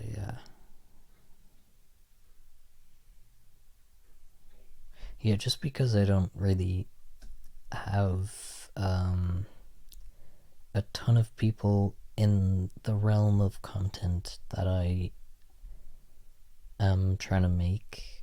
Like, it's a new type of content that I'm making, and I feel like if I was to ask the people in the Lego community and stuff to take part, it might be a bit strange. Like, not that for them to take part, but more so the fact that I asked them and not like people within the community that I'm making the video. Well, not community, but people with the knowledge about the topic that I'm making the video about, if that makes any sense. Another thing you might come to find with these streams is I'll say if that makes sense after making sense, but it's just kind of my way of finishing off a sentence, I guess.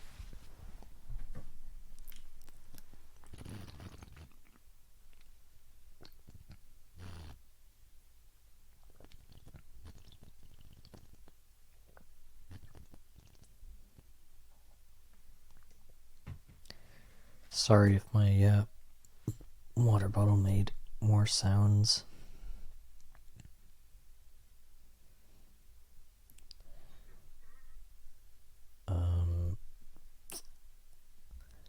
Yeah, I was saying before, but this bit I really like because you can just kind of swing and chill once you get to the middle bit. Well, once you get past this crate, yeah, this bit right here, you can just like relax because you know that you're not going to fall. Once you figure out that it's like you have to kind of swing and use momentum and all that. I actually almost felt that would have been hilarious.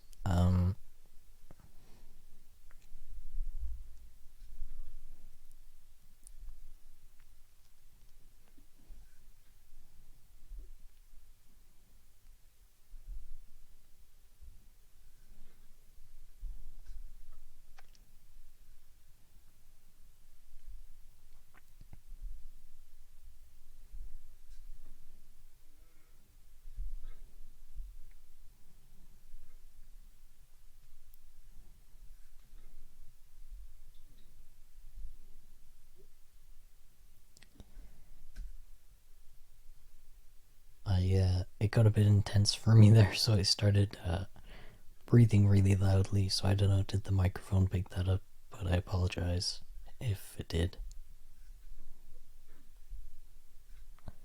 That's the other thing too. I feel like if I had a webcam, it would be easier to understand why noise is being made at any given moment.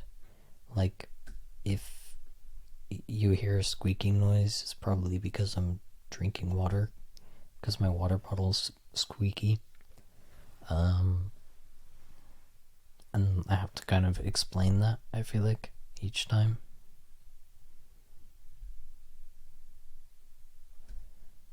I think I've been streaming for 4.5 hours. That's actually pretty good, considering I thought I'd only stream for like an hour. I was thinking, I'm kind of tired. I probably won't stream for too long. And this game is just so addictive, and streaming is just so much fun. Because I could just talk about whatever and play a game that I'm already addicted to, essentially. And talk about the game while I play the game. And talk about talking about the game while I play the game. That's the annoying thing about using a trackpad is if you well, mainly the MacBook trackpad, if you swipe like this, hang on, no, it's not, yeah, if you swipe like that, then the little side bar thing comes up.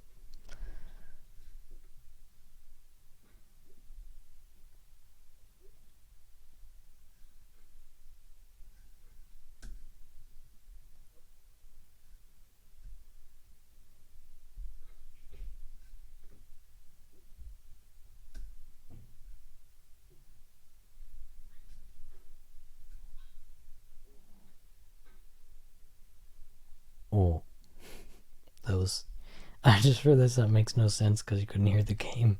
That was the noise that the character made.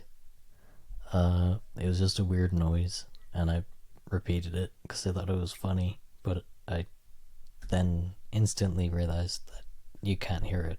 So, unless it came through on the microphone, but I doubt it.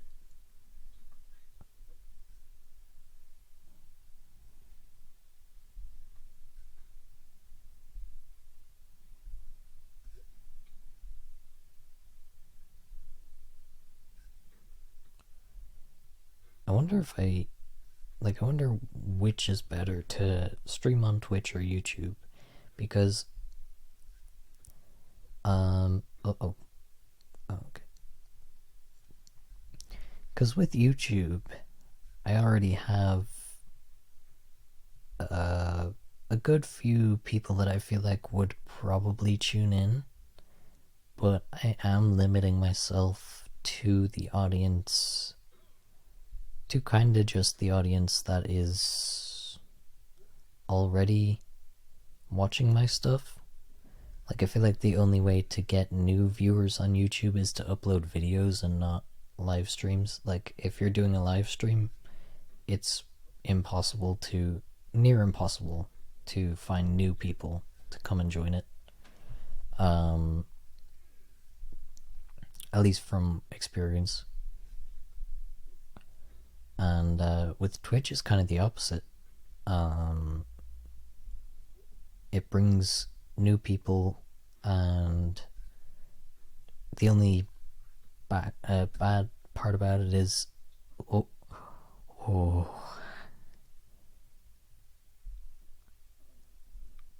they don't want me to give away the secrets of Twitch. The only bad part about it is I forgot now, because I got kind of panicked there. Okay, let me just stay here for a second so I can remember. Twitch doesn't want me to leak their secrets. If I fall, I'm blaming it on Twitch. Oh no, Twitch's fault. Thought I was gonna fall there. Okay. Ooh. Twitch's fault. Okay.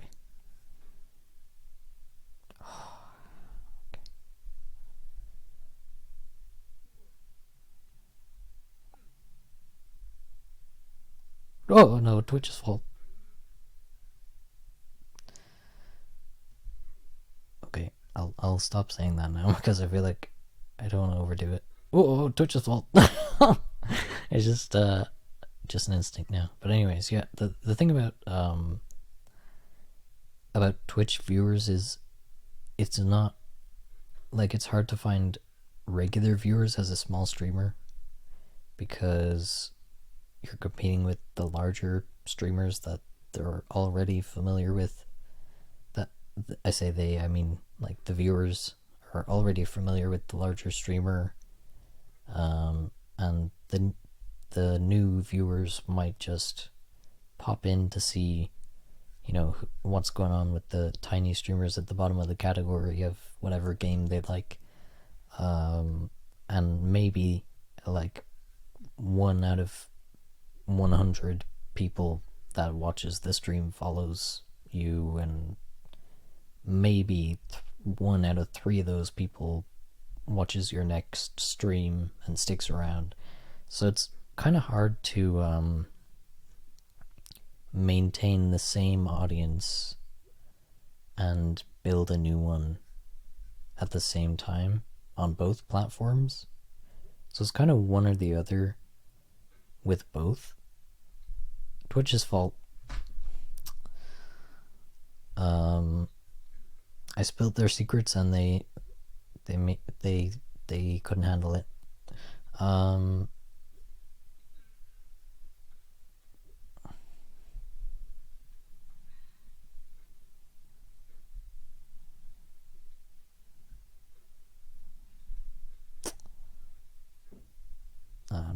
I'm just kidding. Please don't sue me, Twitch. But also, I don't know if it's still the case, but is it possible? Like, is it not allowed to? Are you not allowed to multi-stream anymore? Because I heard that you're not allowed to multi-stream while streaming on Twitch, but you can, like, multi-stream on any other platform, or any other platforms.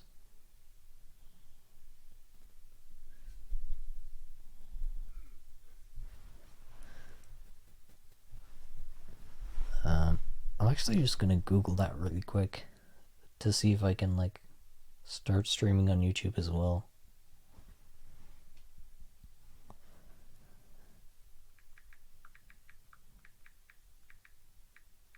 Sorry about the keypad noises.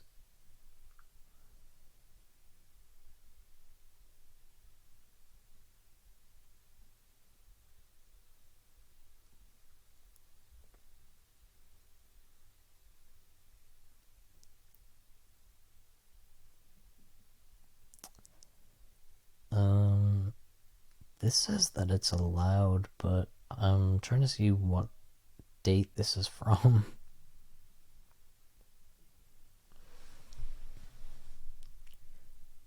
Can multi-stream? Oh, okay.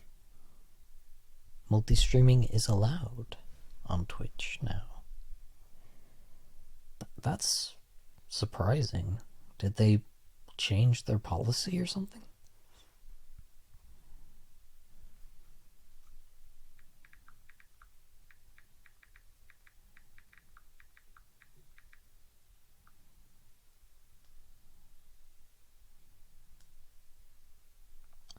Maybe I can get the best of both worlds.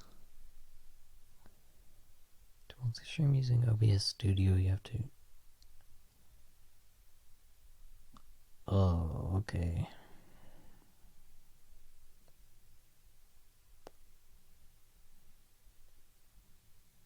Yeah, maybe next stream I will multi-stream, but right now I'm just happy vibing here. Not here as in here in the game. I want to progress through the game, but I mean here as in Twitch. Yeah,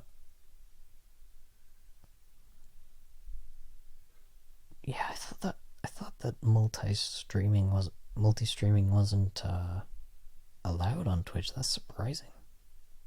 It's exciting though.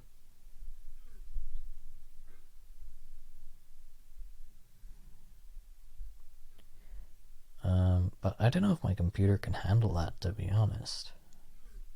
I'd have to look up what kind of RAM you'd need and what kind of Wi-Fi speed you'd need.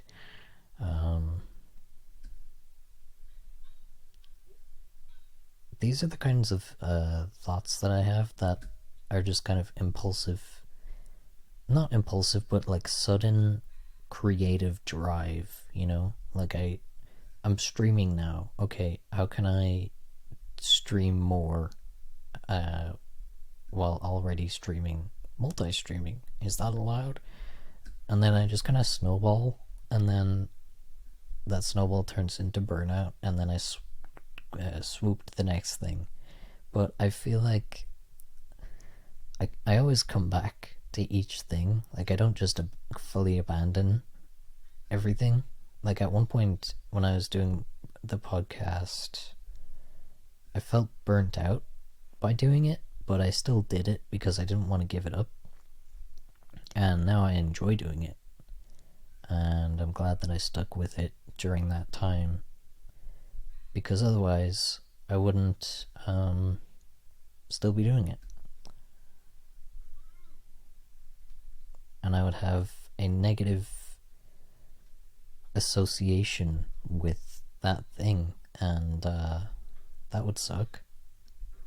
Like I got so many cool opportunities from it. I met so many cool people, and continue to meet cool people and continue to get cool opportunities, like collaborations with freaking brands, which for a small channel is hard to come by. But it did happen a couple times. And I don't mean to brag or anything. I guess I'm expressing gratitude, and also the thought just popped into my head of like, dang, I really did almost quit and just give up on something that I really enjoy doing now because I didn't enjoy it at the time.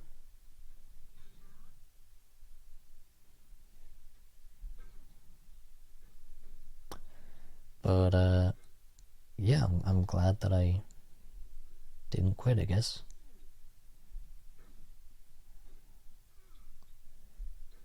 feel like I'm gonna sneeze.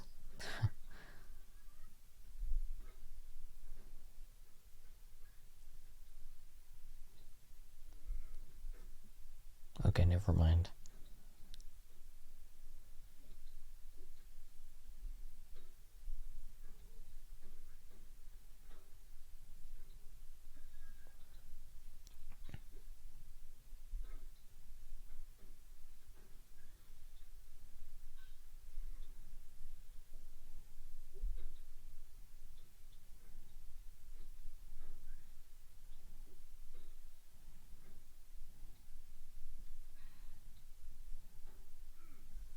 Alright, alright, alright.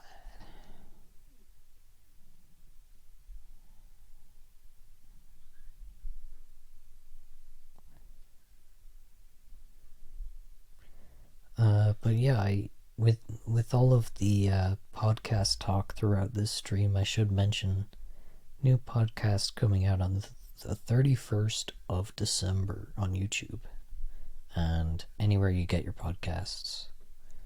The Nothing But Bricks podcast, you can check it out. There's already 25 episodes,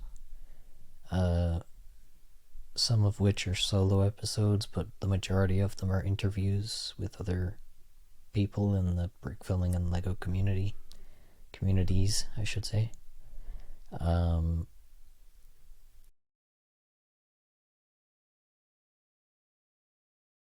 Amazingly talented Lego builder or whatever.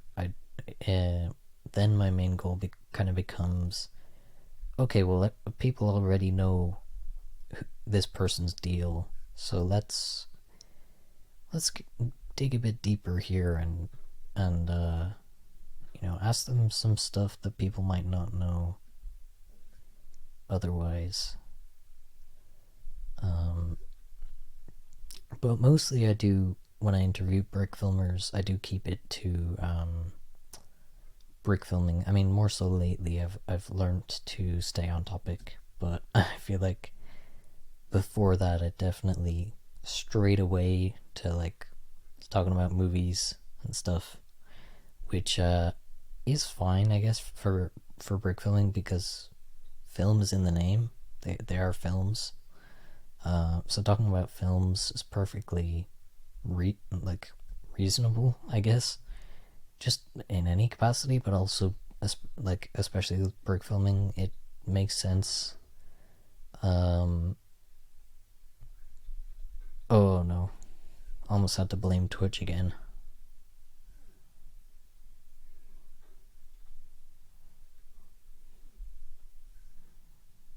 Alright, I'll stop with the blaming Twitch joke. It's kind of run its course.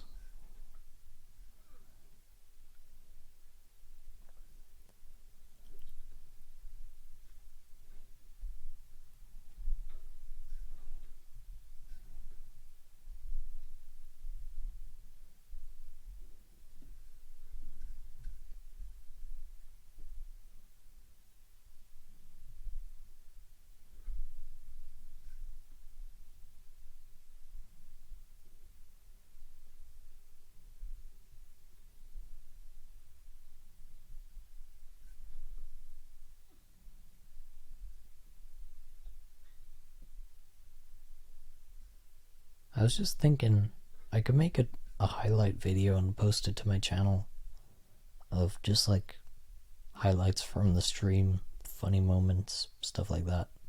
I think that would be kind of cool. Build up some hype for the Twitch again and kind of dust the cobwebs off a little bit.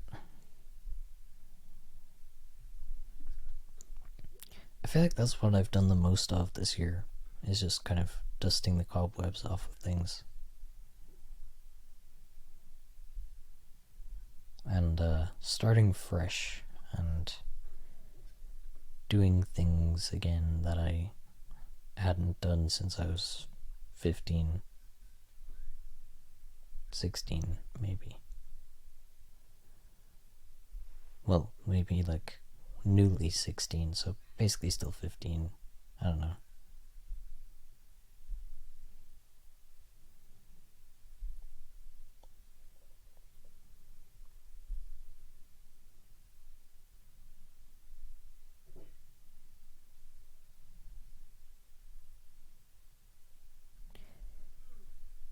it's kind of crazy how one period of your life can be like the most, like the most fond period of your life that you look back on, and then a few months after that is like actual hell. Um, oh man, Twitch's fault, dude. I'm just kidding. Um, it was only Twitch's fault the first time.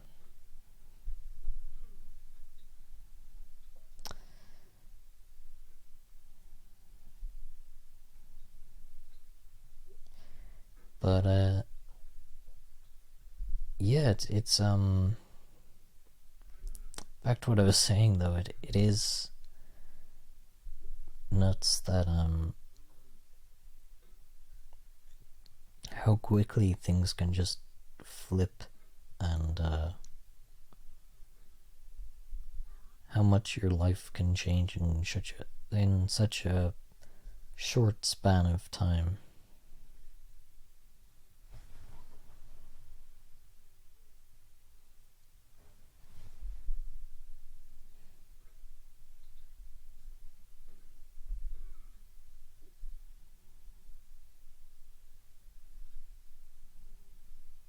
I'm kind of debating playing DMCA music on here, because I feel like Twitch, you can kind of do that and get away with it, but if I do, would I get in trouble? I don't know. I'm kind of in the mood to play some J. Cole and some Tyler the Creator.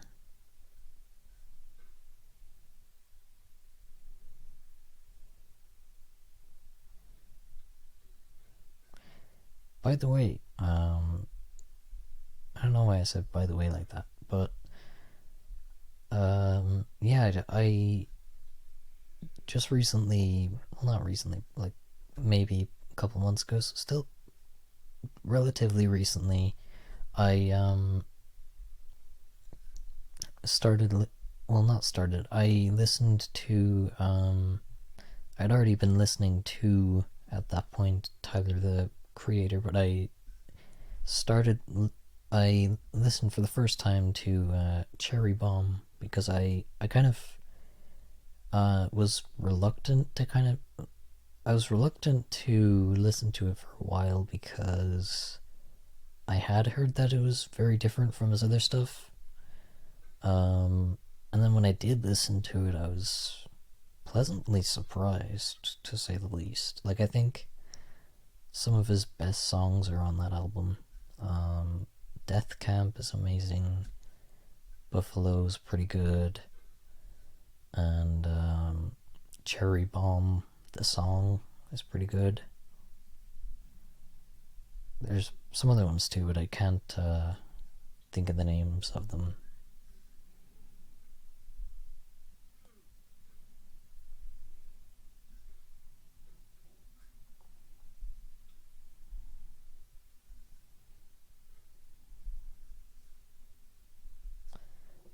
And to talk about Tyler the Creator a bit more,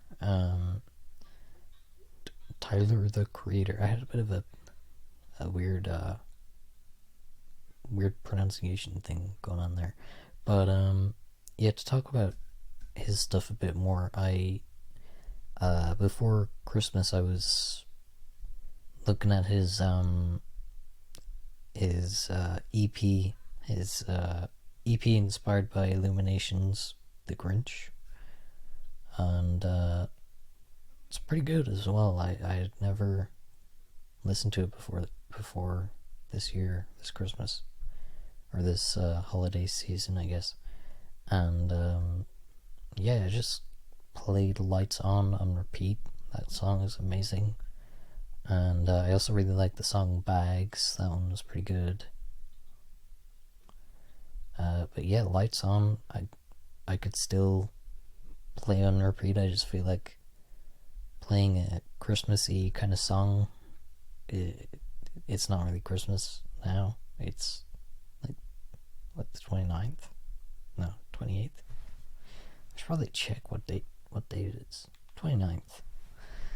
Time is moving very quickly. That's 29th. I feel like an NPC or something saying that, but it's true.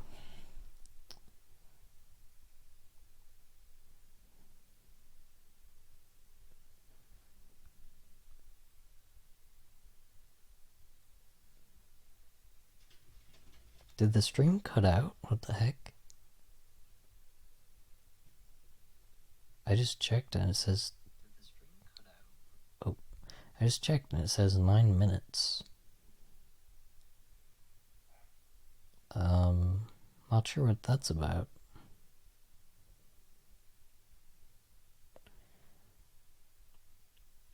I hope it didn't cut out. That would be annoying.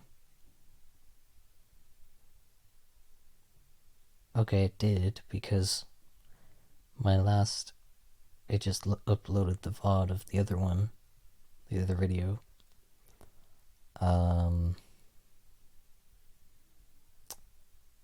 That's not good. Why did that happen?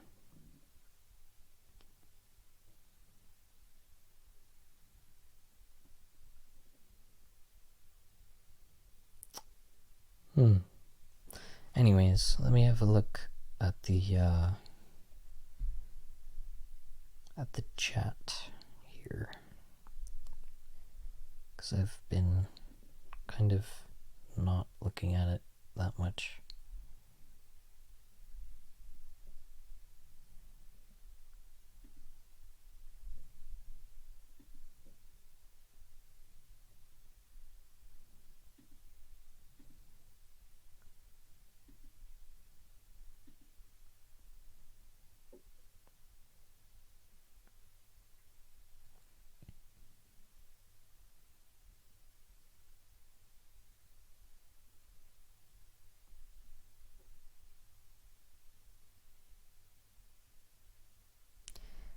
Okay, well, anyways, that was frustrating that it just kind of cut out like that.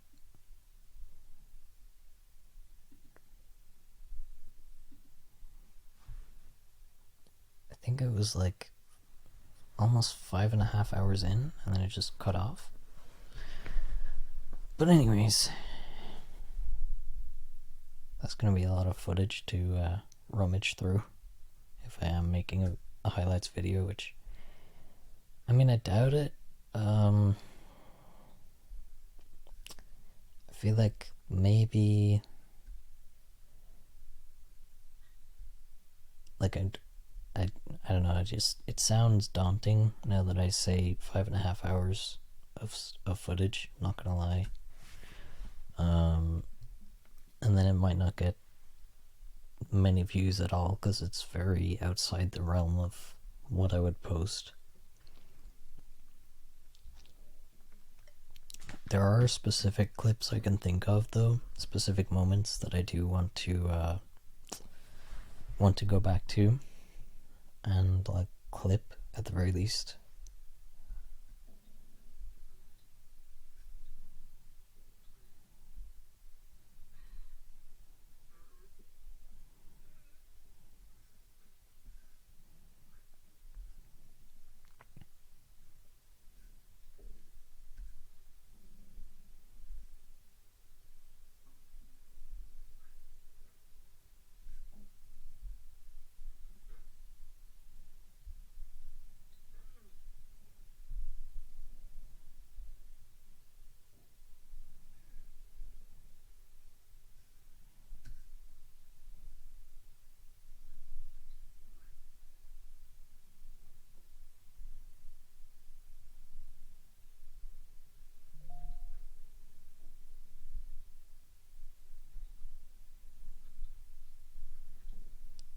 Whenever I get to that bit, it feels kind of like that scene in the opening scene in Mission Impossible 2, where Tom Cruise is like climbing this cliff.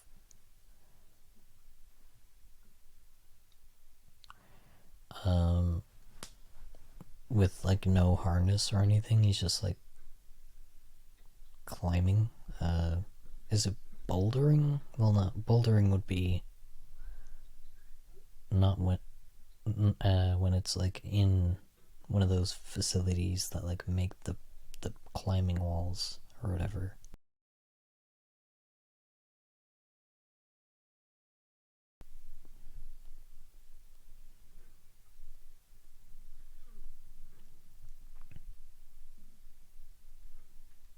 I like the silhouette look for this bit.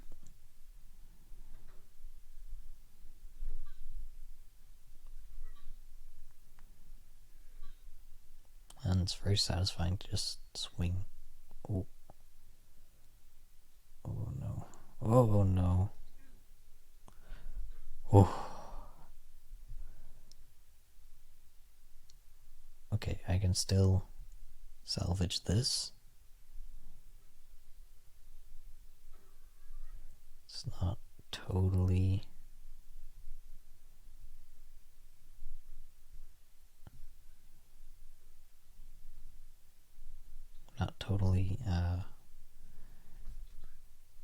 gone horribly wrong. Whoop. Oh, no. This time it's YouTube's fault. Last time it was all three of the last times it was Twitch's fault. This time it's YouTube's fault. No, I'm kidding. Please don't shadow ban me, YouTube.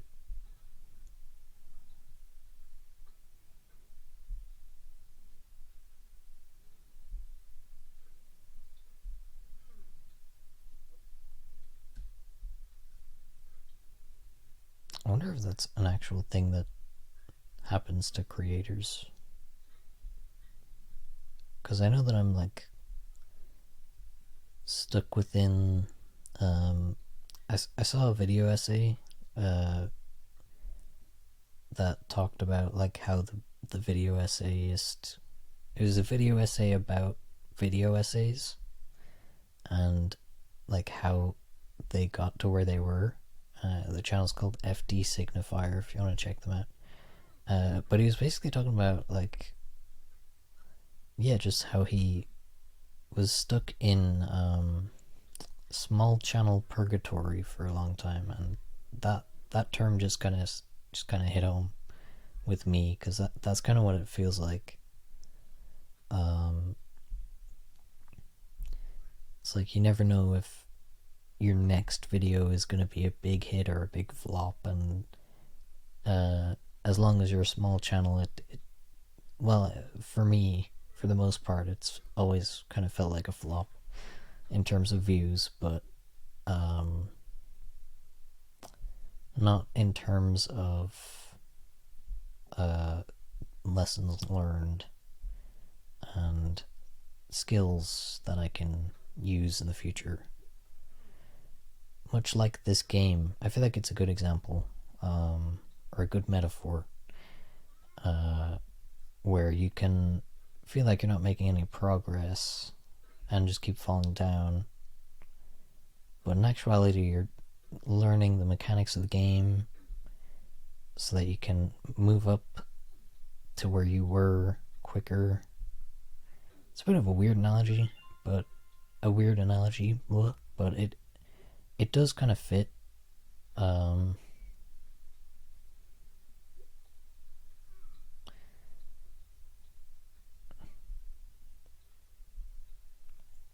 Oh yeah, sometimes the guy in the cauldron just randomly says no. Well, not randomly. It's whenever the game thinks you're gonna fall, or lose progress. But it's always... I always end up like catching myself, so it's just kind of funny because it seems like completely random afterwards.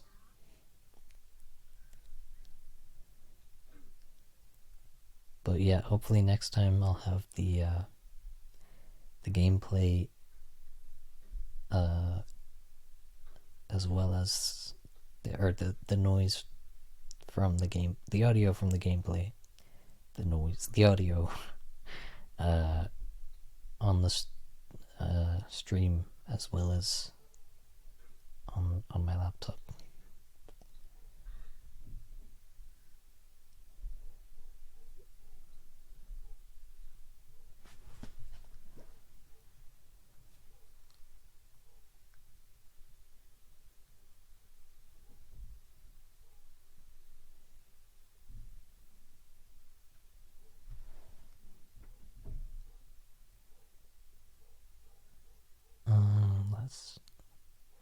got a notification and it was like a weird notification sound that I was familiar with, but I was like, what the heck is that? And now it makes sense. It was just Be Real, the app where you post a picture of yourself and can't see other people's pictures unless you post a picture. I think the concept of it's pretty cool, to be honest.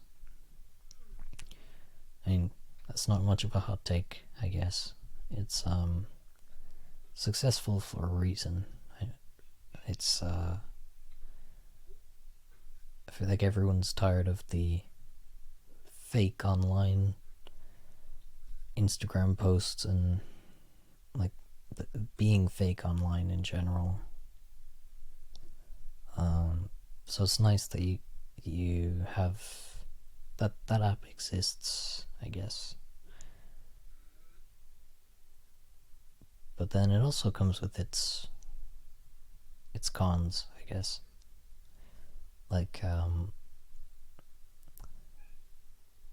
if you don't have anything really interesting to post, at least for me, I feel like if I don't have anything interesting to post, then why should I post? Because for me, I see it as kind of like archiving important life events or memories or things that I want to remember whenever I post something online. And so it's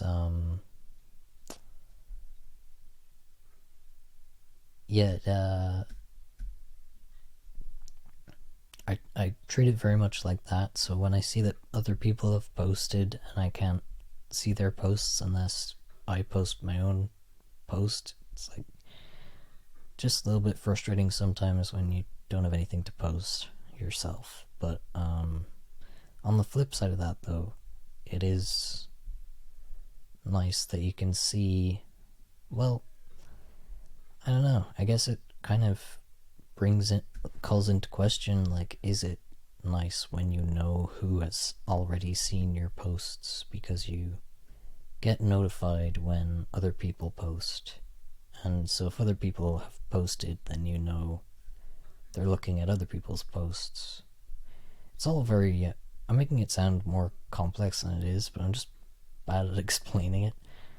But everybody knows what Be Real is by now. Let's be real, guys.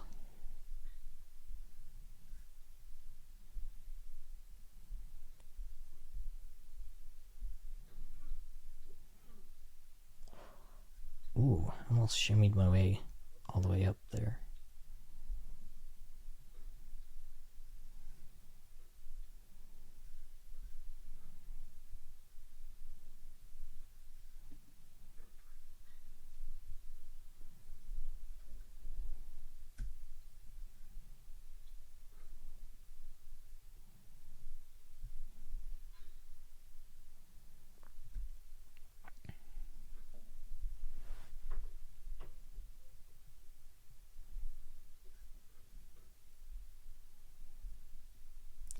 You know what's weird that I only found out recently is when people go into ketosis, which is like being on the keto diet, your body goes into ketosis. I don't know what that entails, but I know that it's I guess it's supposed to be good for you, but yeah, oh yeah, I think it's like your body running on fiber and stuff instead of carbs. But basically it makes things with it means that you have to cut out like all sugary foods in your diet, and when you reintroduce, or if you ever reintroduce anything with sugar in it, or like this, even the slightest bit of sugar, it makes it taste like 10 times sweeter than it would have in the first place. Like, your taste buds adapt in a really bizarre way. Like, I suppose it does make sense because you can taste the sugar and things a lot more when you haven't had it for ages, and then suddenly you're having it and stuff. and noticing it more and stuff. It's like seeing a new color for the first time. Uh, but then, I don't know, does that fade over time? Like, does it just go back to tasting normal? Like, for example, I'm often in ketosis, just for like health reasons, and I have dark chocolate, and I used to hate dark chocolate because it was too bitter. I found it too bitter, and now I'm like, it just tastes like regular chocolate because it's so much sweeter. It's really bizarre, but it's pretty cool that it kind of made me like dark chocolate at least. So, and also when you kind of have to go on a diet and you can't have any chocolate, and then all of a sudden you can have some chocolate. You take what you can get. uh,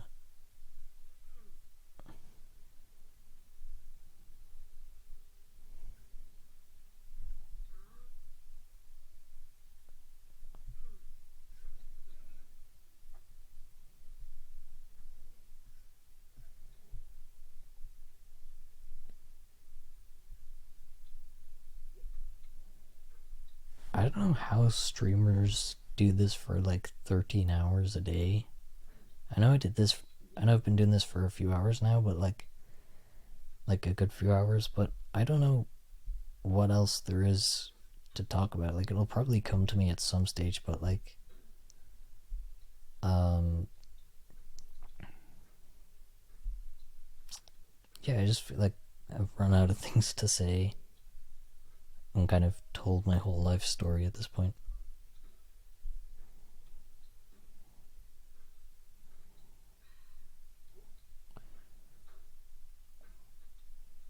Not that I have given away every detail about my life. Um, Far from it, I would say.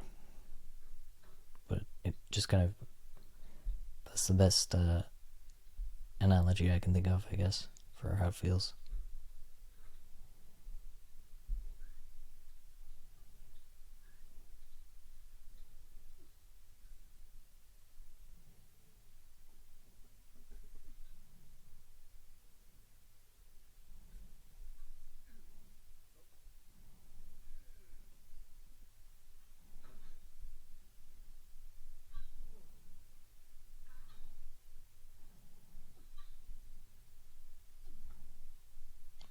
Oh, that could have been bad.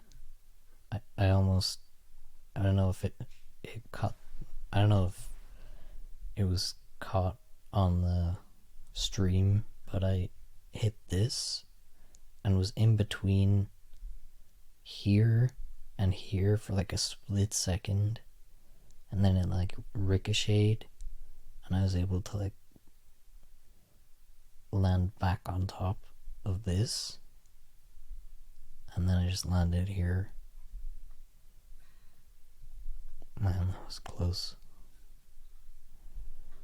Alright, back here again.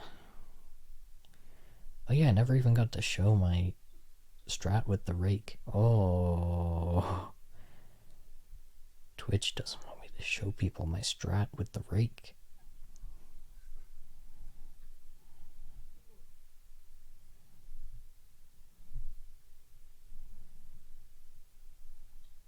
Oh no.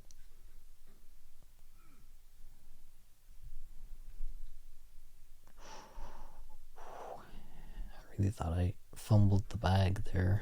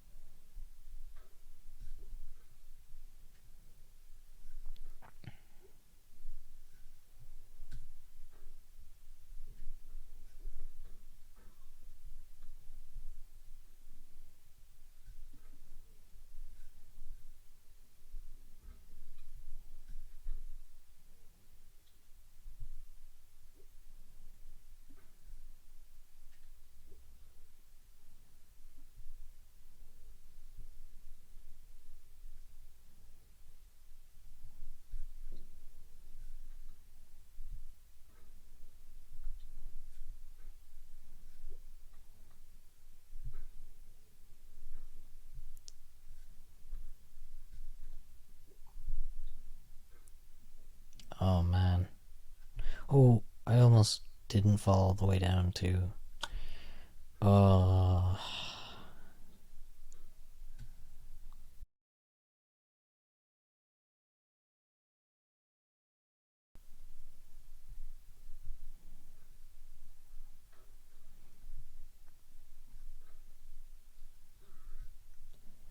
this does remind me of like old mobile games though, like just the same feeling that it gives you when you play them. Like uh that game Beat the Boss where you just like beat up the cartoon guy with different weapons and stuff. Um and then there were these the other games like the paper toss into where you toss the paper into the, the paper wastebasket thing, the bin.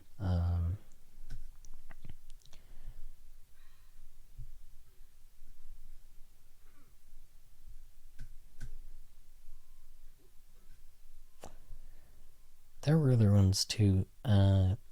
Also, when it also kind of feels like Happy Wheels too, a little bit. Just like the sound effects are kind of similar. I know you can't hear them, but they seem kind of similar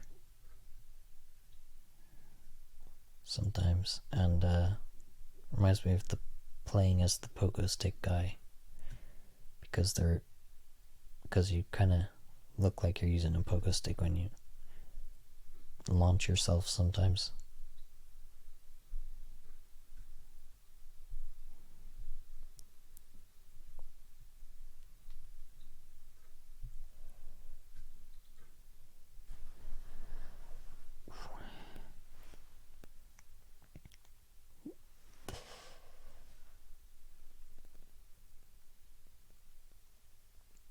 The stream didn't cut out again, did it?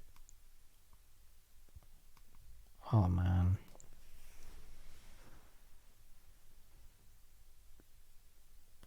It cut out 3 or 4 times. 5. 1, 2, 3, 4, 5, 6.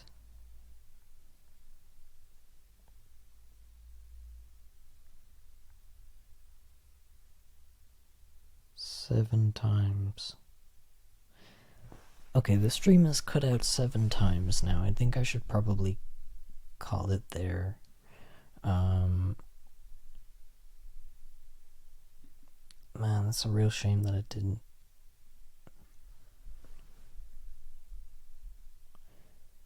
Do slide. Sorry, I'm only seeing your chats now. Do slide skip. It's less risky and way faster. Slide skip. Oh, I know what you're talking about. Yeah, that I actually was that when I was mentioning before about which skip I should do, because if so, I'm sorry I didn't see your chat until now, but yeah, I feel like my own strat that I have is similar to slide skip. Oh wait, do you mean the blue slide or the Devil's Chimney slide skip?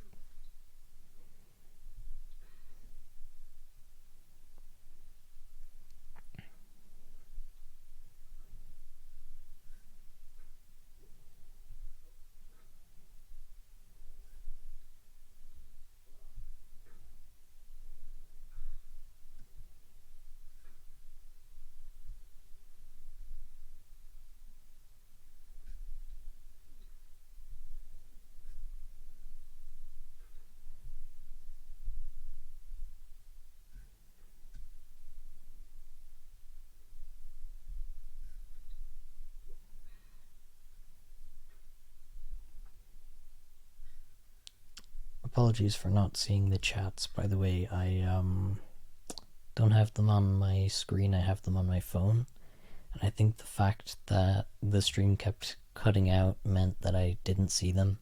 So I will probably by the next stream, I will have figured out how to simultaneously have the live chat and the gameplay on the screen at the same time. This was just oh no, I was trying to swing up to just a little bit to get a little bit more of a swing towards the red bar.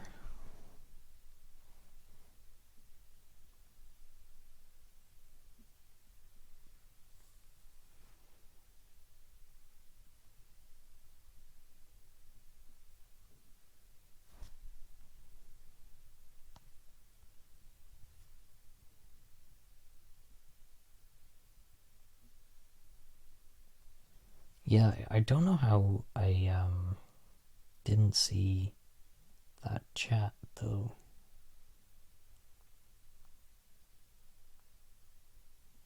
I guess because it kept cutting in and out. Anyways, I'll have to call it there. Just because it keeps cutting out. But thanks for joining, everyone who has joined. Let me remove this.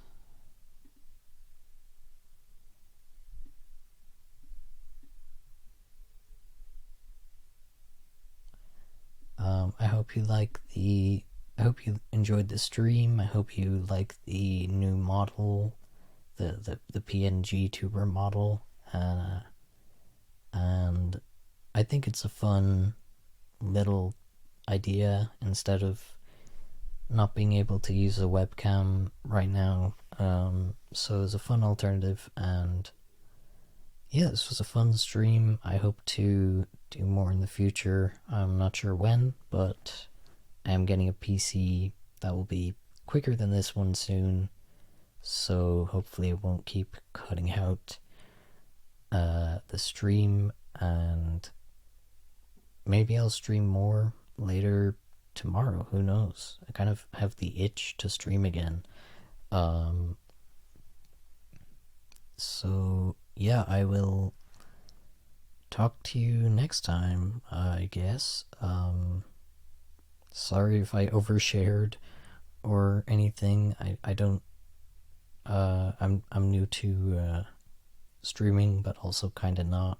But also, yeah. Anyways, I will see you guys next time. Peace.